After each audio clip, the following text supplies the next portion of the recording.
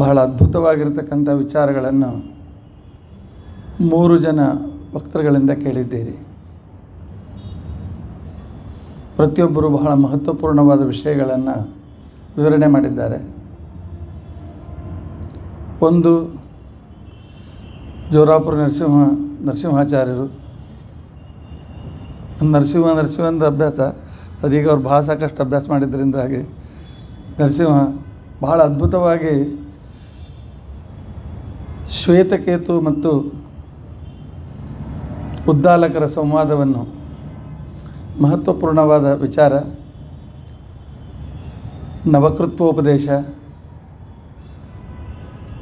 ಗುರುಕುಲದಿಂದ ಬಂದು ವಿದ್ಯೆಯಿಂದ ವಿನಯ ಬರಬೇಕು, ವಿದ್ಯಾ ವಿನಯನ ಶೋಭತೆ, ಆದರೆ ನಾನು ವಿದ್ವಾಂಸ ಅಂತ ತಿಳ್ಕೊಂಡು ಅಂಥೇಳಿ ಮೆರೆಯತಕ್ಕಂತಹ ತನ್ನ ಮಗನಿಗೆ ನೀನು ತಿಳಿದುಕೊಂಡದ್ದು ಬಹಳ ಸ್ವಲ್ಪ, ತಿಳಿದುಕೊಳ್ಳದ್ದು ಬಹಳ ಇದೆ.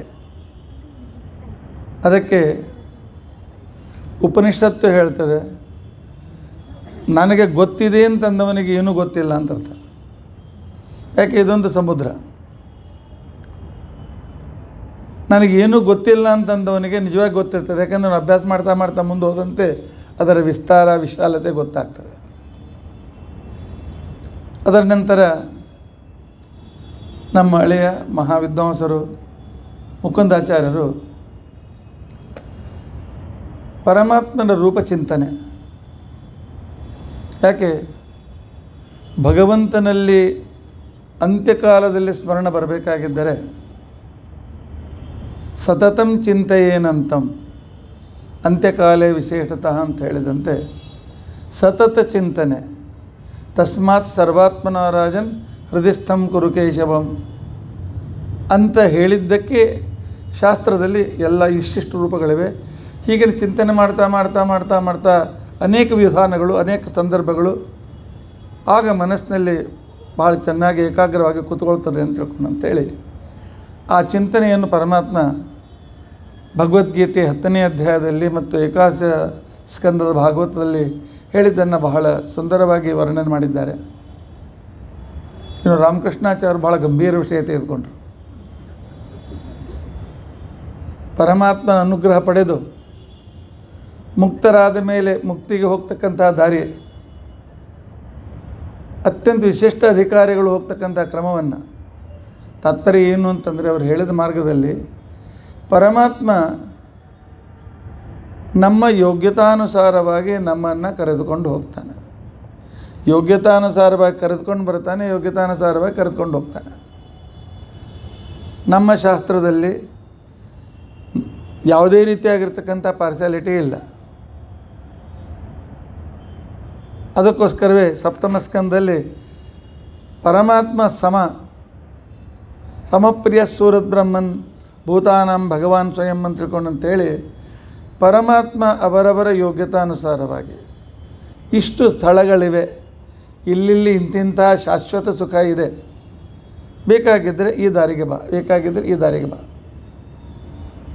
ಅನ್ನುವ ಬಹಳ ಮಹತ್ವಪೂರ್ಣವಾದ ವಿಚಾರವನ್ನು ಹೇಳಿದ್ದಾರೆ. ಈಗ ನಾನು ಹೇಳೋದು ನಮ್ಮಂಥ ಸಾಮಾನ್ಯ ಅಧಿಕಾರಿಗಳಿಗೋಸ್ಕರ. ಪರಮಾತ್ಮನಲ್ಲಿ ಇವೆಲ್ಲ ವಿಚಾರಗಳು ನಮಗೆ ತಿಳಿದುಕೊಳ್ಳಬೇಕು ಅಂತ ಅನ್ನುವ ಒಂದು ಜಿಜ್ಞಾಸೆ ಬರಬೇಕಾಗಿದ್ದರೆ ಮೊದಲು ಭಗವಂತನಲ್ಲಿ ಪ್ರೀತಿ ಉಂಟಾಗಬೇಕು. ಭಗವಂತನಲ್ಲಿ ಪ್ರೀತಿ ಉಂಟಾಗದೇ ಇದ್ದರೆ ಇದು ಯಾವುದೂ ನಮಗೆ ಬೇಕಾಗೋದಿಲ್ಲ. ಆ ಪ್ರೀತಿಯನ್ನೇ ಅಂತರಾಯ ಸಹಸ್ರೇಣ ಅಪಿ ಅಪ್ರತಿಬದ್ಧ ಅಂತ ತಿಳ್ಕೊಂಡು ಅಂತ ಹೇಳಿದಾಗ ವಿಶೇಷವಾಗಿ ಅದಕ್ಕೆ ಭಕ್ತಿ ಅಂತ ಹೇಳಿ ಕರೆದಿದ್ದಾರೆ. ಭಕ್ತಿಯ ಬಗ್ಗೆ ನಾವು ಸಣ್ಣವರಿಂದಾಗಲೂ ಕೇಳ್ತಾನೆ ಬರ್ತಾ ಇದ್ದೇವೆ. ಭಕ್ತಿಯ ವರ್ಣನೆ ಇದ್ದಾಗ ಅನೇಕ ಸಲ ಕೇಳ್ತೇವೆ. ಆದರೆ ಈ ಭಕ್ತಿ ಬರಬೇಕಾಗಿದ್ದರೆ, ನಮ್ಮಲ್ಲಿ ಭಕ್ತಿ ಹುಟ್ಟಬೇಕಾಗಿದ್ದರೆ ನಾವು ಯಾವ ಎಕ್ಸಾಮ್ ಪಾಸ್ ಆಗಬೇಕು, ಅಥವಾ ನಮ್ಮಲ್ಲಿ ನಾವು ಯಾವ ರೀತಿಯಿಂದ ಭಕ್ತಿಯನ್ನು ಸಂಪಾದನೆ ಮಾಡಬೇಕು ಅಂತನ್ನುವುದನ್ನು ಪರಮಾತ್ಮ ಉದ್ಧವನಿಗೆ ಉಪದೇಶ ಮಾಡುವಾಗ, ಯಾಕೆ ಗುರುಗಳ ಪರಮಾನುಗ್ರಹದಿಂದ, ಪರಮಾತ್ಮನ ಅನುಗ್ರಹದಿಂದ ಹೋದ ವರ್ಷ ಚಾತುರ್ಮಾಸ್ಯದಲ್ಲಿ ಪ್ರಾರಂಭವಾದ ಭಾಗವತ ಪ್ರವಚನ ಈಗ 593ನೇ ಎಪಿಸೋಡ್ವರೆಗೂ ಬಂದಿದೆ. ಅಂದರೆ 4 ತಿಂಗಳಲ್ಲಿ ಮುಗಿಸ್ಬೇಕು ಅಂತ ತಿಳ್ಕೊಂಡಂಥದ್ದನ್ನು ಮುಂದೆ ವಿಸ್ತಾರವಾಗಿ ಹೇಳೋಣ ಅಂತ ತಿಳ್ಕೊಂಡಂತೇಳಿ, ಆದ್ದರಿಂದಾಗಿ ಅದನ್ನೇ ನಾನು ಕಂಟಿನ್ಯೂ ಮಾಡ್ತೇನೆ. ಪರಮಾತ್ಮ ಉದ್ಧವನಿಗೆ ಉಪದೇಶವನ್ನು ಮಾಡ್ತಾ ಇದ್ದಾನೆ. ಉದ್ಧವ ಗೀತಾ ನಡೆದಿದೆ. ಉದ್ಧವ ಗೀತಾದಲ್ಲಿ ಎಪಿಸೋಡ್ 93, ಅಂದರೆ ಅಷ್ಟು ವಿಭಾಗದಿಂದ ಪರಮಾತ್ಮ ಎಷ್ಟು ಮಹತ್ವಪೂರ್ಣವಾಗಿ ಅದನ್ನು ವಿವರಣೆ ಮಾಡಿದ್ದಾನೆ ಅಂತ ಅನ್ನೋದನ್ನು ಏಕಾದಶ ಸ್ಕಂದ ಸರಿಯಾಗಿ ಅಭ್ಯಾಸ ಮಾಡಿದ ಸಾಕು ಎಲ್ಲ ವಿಷಯಗಳು ಬಂದುಬಿಡ್ತದೆ. ಭಗವದ್ಗೀತೆಯ ಇನ್ನೊಂದು ವಿಸ್ತೃತವಾದ ಭಾಷೆ ಏಕಾದಶ ಸ್ಕಂದ. ಎಷ್ಟೋ ಶ್ಲೋಕಗಳು ಕೂಡ ಸಮಾನವಾಗಿ ಬಂದಿವೆ. ಅಂಥದ್ರಲ್ಲಿ ಪರಮಾತ್ಮ ಹೇಳ್ತಾನೆ, ಇಲ್ಲಿವರೆಗೂ ನಾನು ನಿನಗೆ ಭಕ್ತಿಯೋಗ ಪುರೈವ ಉಕ್ತಃ ಪ್ರಿಯಮಾಣಾಯ ತೇನಘ. ಎಲೆ ಪಾಪರಹಿತನಾಗಿರ್ತಕ್ಕಂಥ ಪುಣ್ಯವಂತನಾದ ಉದ್ಧವ, ನೀನು ನನ್ನ ಪ್ರೀತ್ಯಾಸ್ಪದ ವ್ಯಕ್ತಿ, ಅದಕ್ಕೋಸ್ಕರ ನಾನು ನಿನಗೆ ಉಪದೇಶ ಮಾಡ್ತೇನೆ. ಪ್ರೀತ್ಯಾಸ್ಪದ ವ್ಯಕ್ತಿಗೆ ರಹಸ್ಯವಾಗಿರ್ತಕ್ಕಂಥ ಮಾತುಗಳನ್ನು ಯಾವಾಗಲೂ ಗುರುಗಳು ಹೇಳ್ತಾ ಇರ್ತಾರೆ. ಅಲ್ಲಿಯೂ ಕೂಡ ಅರ್ಜುನನಿಗೆ ನೀನು ನನಗೆ ಅತ್ಯಂತ ಪ್ರೀತ್ಯಾಸ್ಪದ ವ್ಯಕ್ತಿ ಅಂತ ಹೇಳ್ತಾನೆ. ಇಲ್ಲಿಯೂ ಕೂಡ ಉದ್ಧವನಿಗೆ ನನ್ನ ಪ್ರೀತ್ಯಾಸ್ಪದ ವ್ಯಕ್ತಿ ಅಂತ ತಿಳ್ಕೊಂಡು ಅಂತೇಳಿ ಕರೀತಾ ಇದ್ದಾನೆ. ಆದರೆ ಭಕ್ತಿಯೋಗ ನಿನಗೆ ನಾನು ತಿಳಿಸಿ ಹೇಳಿದೆ, ಭಕ್ತಿಯ ವಿವಿಧ ಪ್ರಕಾರಗಳನ್ನು ನಿನಗೆ ತಿಳಿಸಿ ಹೇಳಿದೆ. ಆನಂತರ ಭಕ್ತರಲ್ಲಿರ್ತಕ್ಕಂಥ ಅನೇಕ ಪ್ರಕಾರಗಳನ್ನು ತಿಳಿಸಿ ಹೇಳಿದೆ. ಆದರೆ ಮದ್ಭಕ್ತೇ ಕಾರಣಂ ಪರಂ, ನನ್ನಲ್ಲಿ ಭಕ್ತಿ ಉಂಟಾಗಬೇಕಾಗಿದ್ದರೆ ಸಾಧಕ ಯಾವ ಮೆಟ್ಟಲುಗಳನ್ನು ಏರಿ ಬರಬೇಕು. ಇಲ್ಲಿ 15 ಮೆಟ್ಟಲುಗಳನ್ನು ಪರಮಾತ್ಮ ತಿಳಿಸಿಕೊಟ್ಟಿದ್ದಾನೆ. ಒಂದೊಂದಾಗಿ ಮಾಡ್ತಾ ಮಾಡ್ತಾ ಬನ್ನಿ, ನನ್ನಲ್ಲಿ ಭಕ್ತಿ ಬರ್ತದೆ ಅಂತ ತಿಳ್ಕೊಂಡಂತೇಳಿ ನಾವು ಪ್ರಾರಂಭದಲ್ಲಿರ್ತಕ್ಕಂಥವರೆಲ್ಲರೂ ಇದನ್ನು ಅನುಷ್ಕರಿಸಿಕೊಂಡು ಮುಂದುವರಿಯಬೇಕು. ಅದಕ್ಕೋಸ್ಕರ ಪರಮಾತ್ಮ ಹೇಳ್ತಾನೆ, 15 ಮೆಟ್ಟಲುಗಳನ್ನು ಭಗವಂತ ಹೇಳಿದ್ದಾನೆ.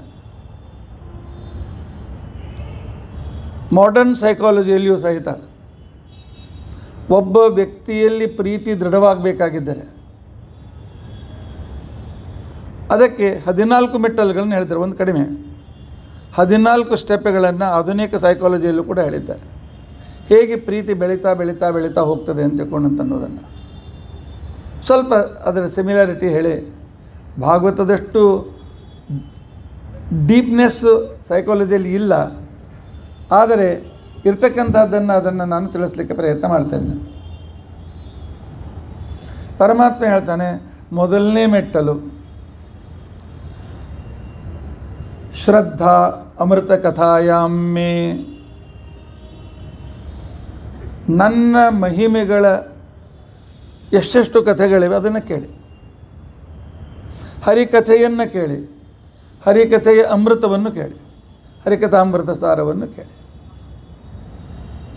ಶ್ರವಣ ಅಂತ ತಿಳ್ಕೊಂಡಂತೇನಿದೆ, ಕೇಳಿ ಕೇಳಿ ಕೇಳಿ ಕೇಳಿ ಅವರ ಬಗ್ಗೆ ಕೇಳಿದಾಗ ಇನ್ನೊಂದು ಸ್ವಲ್ಪ ಕೇಳಬೇಕು, ಇನ್ನೊಂದು ಸ್ವಲ್ಪ ತಿಳ್ಕೊಳ್ಬೇಕು ಅಂತನೂ ಉತ್ಸುಕತೆ ಉಂಟಾಗ್ತದೆ. ಇದಕ್ಕೆ ಇಂಗ್ಲೀಷ್ನಲ್ಲಿ ಸೈಕಾಲಜಿ ಮಾಡರ್ನ್ ಸೈಕಾಲಜಿ ಹೇಳ್ತಾರೆ ರೀಕಾಲ್, ಸ್ಮರಣ. ಕೇಳಿದಂತೆ ಮರುದಿವಸ ನಿನ್ನೆ ಏನು ಕೇಳಿದ್ದೆವು, ನಿನ್ನೆ ಎಷ್ಟು ವಿಚಾರ ನನಗೆ ಗೊತ್ತಾಗಿತ್ತು, ಹಾಗಾದ್ರೆ ಇನ್ನು ಮುಂದೇನು ಅಂತನ್ನುವ ಮೊದಲನೇ ಸ್ಟೆಪ್ ಮಾಡರ್ನ್ ಸೈಕಾಲಜಿಯಲ್ಲಿ ಅದಕ್ಕೆ ರೀಕಾಲ್ ಅಂತ ತಿಳ್ಕೊಂಡಂತೇಳಿ ಕರೀತಾರೆ. ಆದ್ದರಿಂದಾಗಿ ಭಗವಂತನ ಕಥೆಗಳ ಕೇಳಬೇಕು, ಪುರಾಣಗಳನ್ನು ಕೇಳಬೇಕು. ಪರಮಾತ್ಮ ವಿಶಾಲವಾದ ಸಾಹಿತ್ಯವನ್ನು ನಮಗೆ ಕೊಟ್ಟಿದ್ದಾನೆ. 18 ಪುರಾಣಗಳನ್ನು ಕೊಟ್ಟಿದ್ದಾನೆ, 18 ಉಪಪುರಾಣಗಳನ್ನು ಕೊಟ್ಟಿದ್ದಾನೆ, ಮಹಾಭಾರತ ಕೊಟ್ಟಿದ್ದಾನೆ. ಆನಂತರ 18 ಪುರಾಣದಲ್ಲಿ ವಿಶೇಷವಾಗಿ ಶ್ರೀಮದ್ ಭಾಗವತವನ್ನು ಕೊಟ್ಟಿದ್ದಾನೆ. ಕೇಳಲಿಕ್ಕೆ ಒಂದು ಜೀವನ ಸಾಲೋದಿಲ್ಲ. ಆನಂತರ ಉಪನಿಷತ್ತುಗಳು, ಆನಂತರ 4 ವೇದಗಳು, ಎಷ್ಟು ಒಂದು ಜೀವನದಲ್ಲಿ ಇದನ್ನು ಒಂದ್ಸಲೂ ಕೂಡ ಓದಿ ಮುಗಿಸ್ಲಿಕ್ಕೆ ಆಗೋದಿಲ್ಲ. ಅಷ್ಟು ಶ್ರವಣದ ಸಾಧನ ಪರಮಾತ್ಮ ನಾನು ಕೊಟ್ಟಿದ್ದೇನೆ, ಮೊದಲು ಕೇಳಿ ಪ್ರಾರಂಭ ಮಾಡು. ಕೇಳಿದಂತೆ ನನ್ನಲ್ಲಿ ಪ್ರೀತಿ ಪ್ರಾರಂಭವಾಗ್ತದೆ. ಆ ನಂತರ ಎರಡನೇ ಸ್ಟೆಪ್, ಯಾಕಂತಂದರೆ ಇಬ್ಬರು ಭಕ್ತರುಗಳು 45 ನಿಮಿಷದಲ್ಲಿ ಮುಗಿಸಿ ನನಗೂ ಕೂಡ ಅದೇ ರೀತಿಯಾಗಿರ್ತಕ್ಕಂಥ ಬ್ಯಾಂಡಿಂಗ್ ಹಾಕಿದ್ದಾರೆ, ಇದಕ್ಕಿಂತ ಒಂದು ನಿಮಿಷ ಹೆಚ್ಚು ಹೇಳಬೇಡಿ ಅಂತ ತಿಳ್ಕೊಂಡು ಅಂತೇಳಿ. ಆದ್ದರಿಂದಾಗಿ ಇಲ್ಲ, ನಿಜ ಸಮಯ ಆಗ್ತಾ ಬರ್ತಾ ಇದೆ. ಅವರೇನು ಹೇಳಲಿಲ್ಲ, ಆದರೆ ಒಂದು ಸಮಯಕ್ಕೆ ಒಂದು ಲಿಮಿಟೇಷನ್ ಇದೆ, ಅದಕ್ಕೋಸ್ಕರ ವಿಸ್ತಾರವಾಗಿ ಮಾಡೋದಿಲ್ಲ. ಎರಡನೇದ್ದು ಶಶ್ವನ್ಮಮ ಗುಣಾನುಕೀರ್ತನಂ. ಕೇಳ್ತಿರಲ್ಲ, ಸಂತೋಷವಾಗ್ತಾಯಿಲ್ಲ, ಇನ್ನೊಬ್ಬರ ಎದುರು ಹೇಳಿ. ಇವತ್ತು ಈ ವಿಷಯ ಬಂತು, ಇವತ್ತು ಪರಮಾತ್ಮನ ಈ ಗುಣ ಬಂತು, ಪರಮಾತ್ಮನ ಈ ಮಹಿಮೆ ಬಂತು. ನಮಗೆ ಆನಂದವಾದಾಗ ಇನ್ನೊಬ್ಬರಿಗೆ ನಾವು ಹೇಳ್ತೇವೆ. ಕೇಳುವಾಗ ಆನಂದ ಪಡಬೇಕು, ಅದನ್ನು ರೀಕಲೆಕ್ಷನ್ ಅಂತ ತಿಳ್ಕೊಂಡು ಅಂತೇಳಿ ಎರಡನೇ ಸ್ಟೆಪ್. ಅನುಸ್ಮರಣ, ಕೇಳಿದ್ದನ್ನು ಮನಸ್ಸಿನಲ್ಲಿ ಸ್ಥಿರ ಮಾಡಿಕೊಂಡದ್ದನ್ನು ಪುನಃ ಪುನಃ ಸ್ಮರಣೆ ಮಾಡಿಕೊಳ್ತಕ್ಕಂಥದ್ದು, ಇದು ಭಕ್ತಿಯ ಎರಡನೇ ಸ್ಟೆಪ್. ಇನ್ನು ಉಳಿದ ಸಮಯದಲ್ಲಿ ಸಮಯ ತೆಗೆದುಕೊಂಡು ದೇವರ ಪೂಜೆಗಿಂತ ಸಮಯ ಎಷ್ಟು ತಿಳ್ಕೊಂಡು ಉಳಿದು ವ್ಯಾಪ್ತಿಯಾಗಿರ್ತದೆ. ಆದರೆ ಸಂಕಟ ಬಂದಾಗ ಪರಮಾತ್ಮ ಹೇಳ್ತಾನೆ, ಶಶ್ವತ್ ಪರಿನಿಷ್ಠಾ ಚ ಪೂಜಾಯಾಮ್ ಆಪತ್ಕಾಲೇಪಿ. ಹೋಗುವಾಗ ಎಡವಿದರೆ ಅಯ್ಯೋ ಅಂತನೋ ಬದಲಾಗಿ ಕೃಷ್ಣ ಅಂತ ಕೊಂಡಂತಾನೆ. ಜಾರಿ ಬಿದ್ದರೆ ಅಯ್ಯೋ ಅಂತಕೊಂಡಂತನೋ ಬದಲಾಗಿ ಅಯ್ಯೋ ಬಿಟ್ಬಿಡಿ, ನಾರಾಯಣ, ಕೃಷ್ಣ, ಗೋವಿಂದ. ಇದಕ್ಕೆ ಏನು ಅಂತ ತಿಳ್ಕೊಂಡಂತಂದರೆ ರೆಮಿಸೆನ್ಸ್ ಅಂತಕೊಂಡು ಹೇಳೋದಕ್ಕೆ, ರೆಮಿಸೆನ್ಸ್ ಅಂತಕೊಂಡು ಕರೀತಾರೆ, ರೆಮಿನಿಸೆನ್ಸ್ ಅಂತ ತಿಳ್ಕೊಂಡಂತಂದರೆ ಪ್ರಿಯ ವ್ಯಕ್ತಿಯಲ್ಲಿ ಮನಸ್ಸನ್ನು ಏಕಾಗ್ರಗೊಳಿಸುವುದು. ಕೇಳಿದ್ದೇವೆ, ಆ ನಂತರ ಆನಂದವಾಗಿ ಇನ್ನೊಬ್ಬರಿಗೆ ಹೇಳಿದ್ದೇವೆ. ಮೂರನೇದ್ದು, ಸಂಕಟ ಸಮಯದಲ್ಲಿಯೂ ಕೂಡ ನಾನು ಮರೆಯೋದಿಲ್ಲ. ಅಂತರಾಯ ಸಹಸ್ರೇಣಾಪಿ ಅಪ್ರತಿಬದ್ಧ ನಿರಂತರ ಪ್ರೇಮ ಪ್ರವಾಹ. ಅದಕ್ಕೋಸ್ಕರ ಕುಂತಿ ಸಂಕಟ ಕೇಳ್ತಾಳೆ. ಪರಮಾತ್ಮ ವಿಪದಸ್ಸಂತು ನ ಶಾಶ್ವತ್ ತತ್ರ ರಮಾಪತೆ. ಭಗವಂತ ನನಗೆ ಇನ್ನೂ ಕಷ್ಟ ಕೊಡು. ಯಾಕೆ? ಕಷ್ಟ ಬರದೇ ಹೊರತು, ಸಂಕಟ ಬರದೇ ಹೊರತು ವೆಂಕಟರಮಣ ಅಂತ ನಾವು ಅನ್ನೋದಿಲ್ಲ. ಅಲ್ಲಿ ಅವಳಿಗೆ ನಮ್ಮ ಸ್ಥಿತಿಯಲ್ಲಿ ಅವಳಿಗಿಲ್ಲ, ಅವಳು ಬಹಳ ಮುಂದುವರಿತಿರ್ತಕ್ಕಂಥವಳು. ಆದರೆ ಭವತೋ ದರ್ಶನಂ, ಆಗ ನೀನು ಓಡಿ ಬರ್ತಿ ನನ್ನ ಸಂಕಟ ಇದ್ದಾಗ, ನಿನ್ನ ದರ್ಶನ ಆಗ್ತದೆ, ಮತ್ತೆ ಪುನಃ ಈ ಭವದರ್ಶನ ನನಗೆ ಆಗೋದಿಲ್ಲ, ಮೋಕ್ಷಕ್ಕೆ ಹೋಗ್ತೇನೆ, ಅದಕ್ಕೋಸ್ಕರ ನೆನೆಸು ಅಂತ ತಿಳ್ಕೊಂಡು ಅಂತ ಹೇಳಿದ್ದೆ. ಆ ನಂತರ ನಾಲ್ಕನೇ ಸ್ಟೆಪ್, ಸ್ತುತಿಭಿ ಸ್ತವನಂ. ಕೇಳಿದ್ದೀರಿ, ವರ್ಣನೆ ಮಾಡಿದ್ದೀರಿ, ಎಂಥ ಸಂದರ್ಭದಲ್ಲಿ ಅವನನ್ನು ಮರೀಲಿಲ್ಲ. ಇನ್ನು ಅವನನ್ನು ಹೊಗಳುವ ಅನೇಕ ಜ್ಞಾನಿಗಳು ಹೊಗಳಿದ ಸ್ತೋತ್ರಗಳಿವೆ. ಸ್ತೋತ್ರ ಪಾರಾಯಣ ಮಾಡಿ, ಸ್ವಲ್ಪ ಅರ್ಥ ತಿಳಿದುಕೊಂಡು ಮಾಡಿ. ಭಾಗವತದಲ್ಲಿ 93 ಸ್ತೋತ್ರಗಳು ಬರ್ತಾರೆ. ಬೇರೆ ಬೇರೆ ಜನ, ಬ್ರಹ್ಮದೇವರು ಮಾಡಿದ ಸ್ತೋತ್ರ, ನಾರದರು ಮಾಡಿದ ಸ್ತೋತ್ರ, ಕುಂತಿ ಮಾಡಿದ ಸ್ತೋತ್ರ, 93 ಸ್ತೋತ್ರಗಳು ಅತ್ಯದ್ಭುತವಾಗಿ, ಅದನ್ನು ಪ್ರತ್ಯೇಕ ರಿಸರ್ಚ್ ಮಾಡ್ತಕ್ಕಂಥ ವಿಷಯಗಳು ರಿಪೀಟ್ ಆದಂತೆ ಅನ್ನಿಸ್ತದೆ, ಆದರೆ ಪೂರ್ತಿ ರಿಪೀಟ್ ಆಗಿಲ್ಲ. ಅದರ ಮುಂದಿನ ಹೆಚ್ಚಿನ ವಿಚಾರಗಳು ಕ್ರಮವಾಗಿ ಬರ್ತಾ ಇವೆ.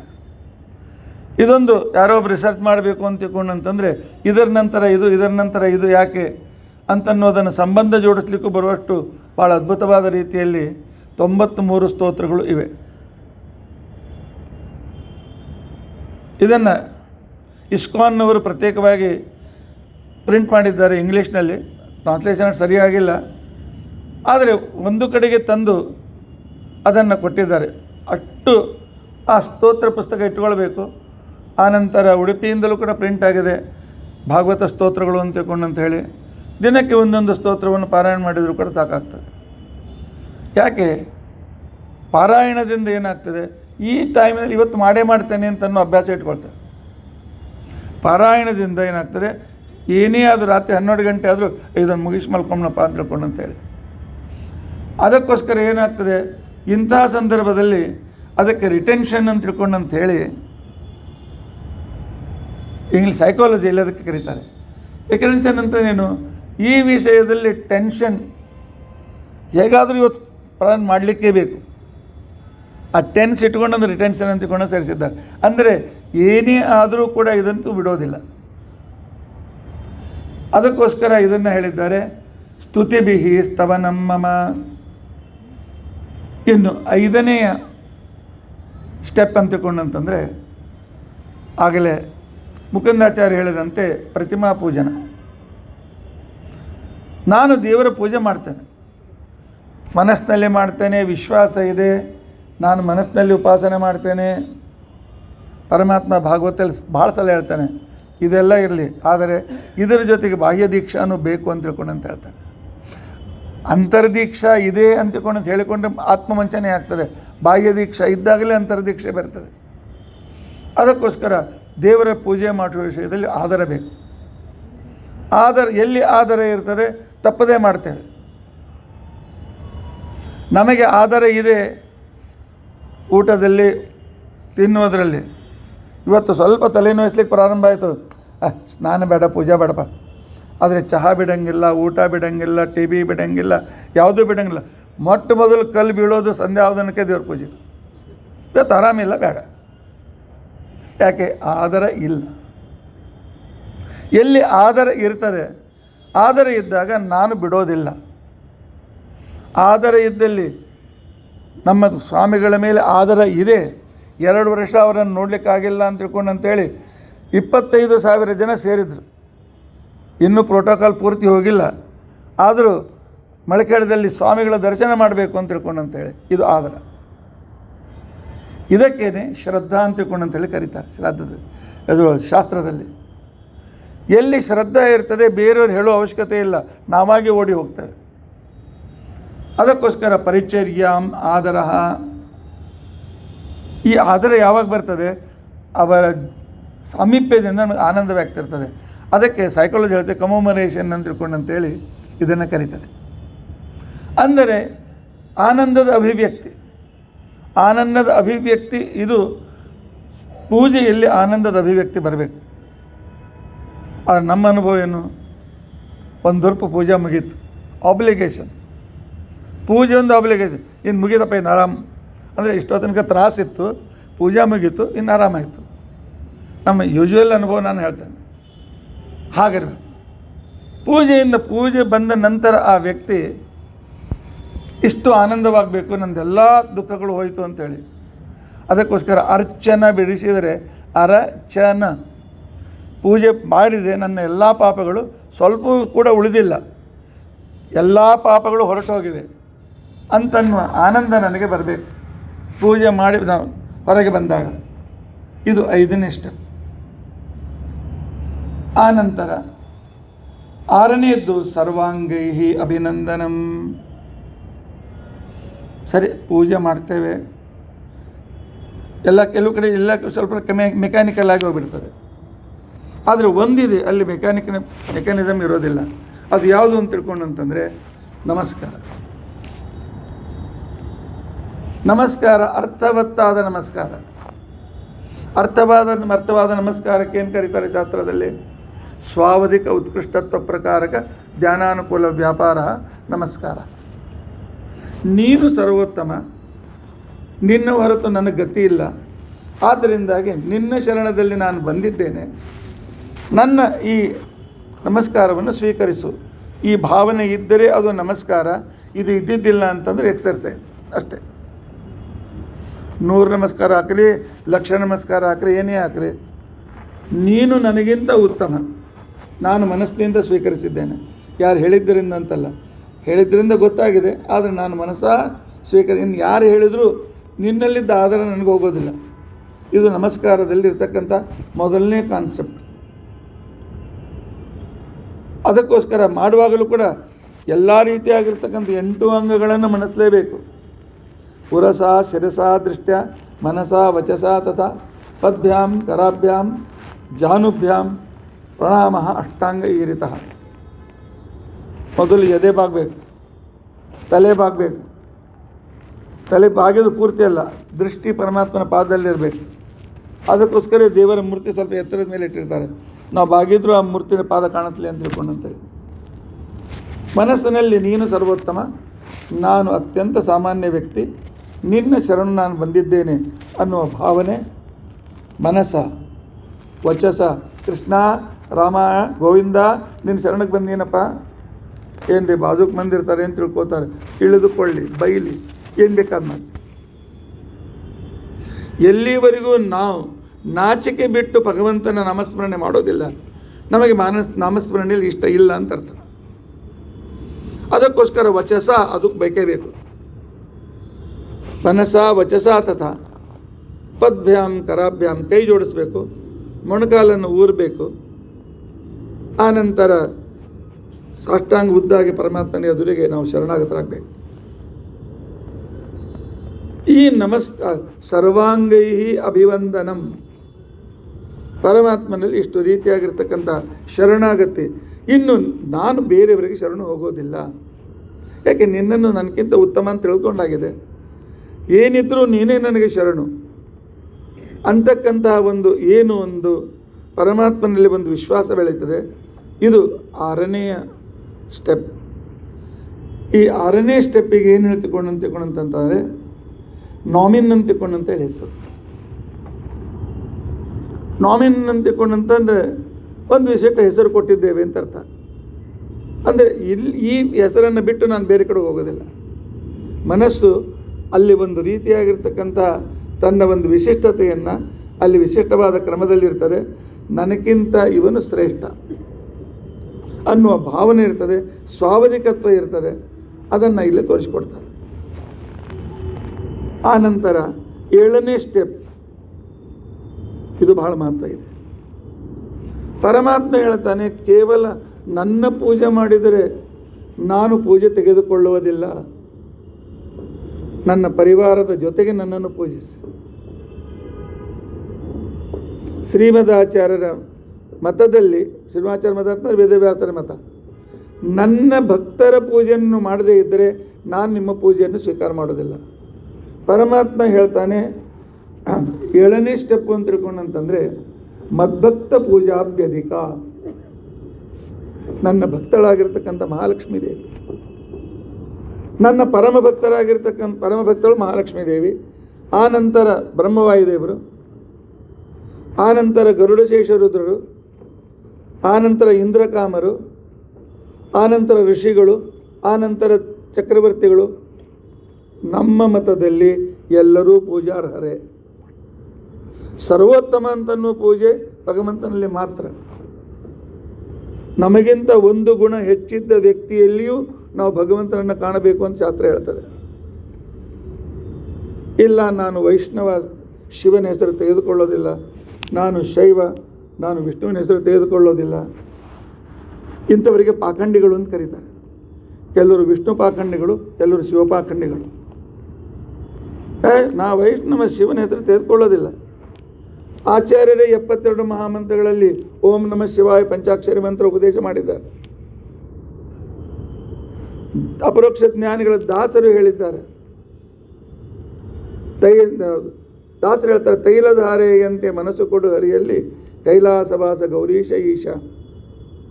ಶ್ರೀಮದಾಚಾರ್ಯರ ಮತದಲ್ಲಿ, ವಿಶೇಷವಾಗಿ ಭಾಗವತದಲ್ಲಿ, ಮೇಲಿಂದ ಮೇಲೆ ಬ್ರಹ್ಮ ವಿಷ್ಣು ಮಹೇಶ್ವರರಲ್ಲಿ ಇರ್ತಕ್ಕಂಥ ಒಂದು ಸಂದರ್ಭವನ್ನು, ಆ ಕಥೆಗಳನ್ನು ತೆಗೆದುಕೊಂಡು ಬಂದು ಜೋಡಿಸ್ತಾ ಇದ್ದಾರೆ. ದಕ್ಷಯಜ್ಞವೇ ಇರಲಿ, ಮತ್ತೊಂದು ಸಂದರ್ಭವೇ ಇರಲಿ, ಪರಮಾತ್ಮ ಮಕ್ಕಳಿಗೋಸ್ಕರ ರುದ್ರದೇವರ ಹತ್ರ ಹೋಗಿರ್ತಕ್ಕಂಥ ಸಂದರ್ಭವೇ ಇರಲಿ, ಬ್ರಹ್ಮ ವಿಷ್ಣು ಮಹೇಶ್ವರರಲ್ಲಿ ಇವರು ನನ್ನ ಪರಿವಾರ ದೇವಂತ ನೀವು ಪೂಜೆ ಮಾಡಲೇಬೇಕು.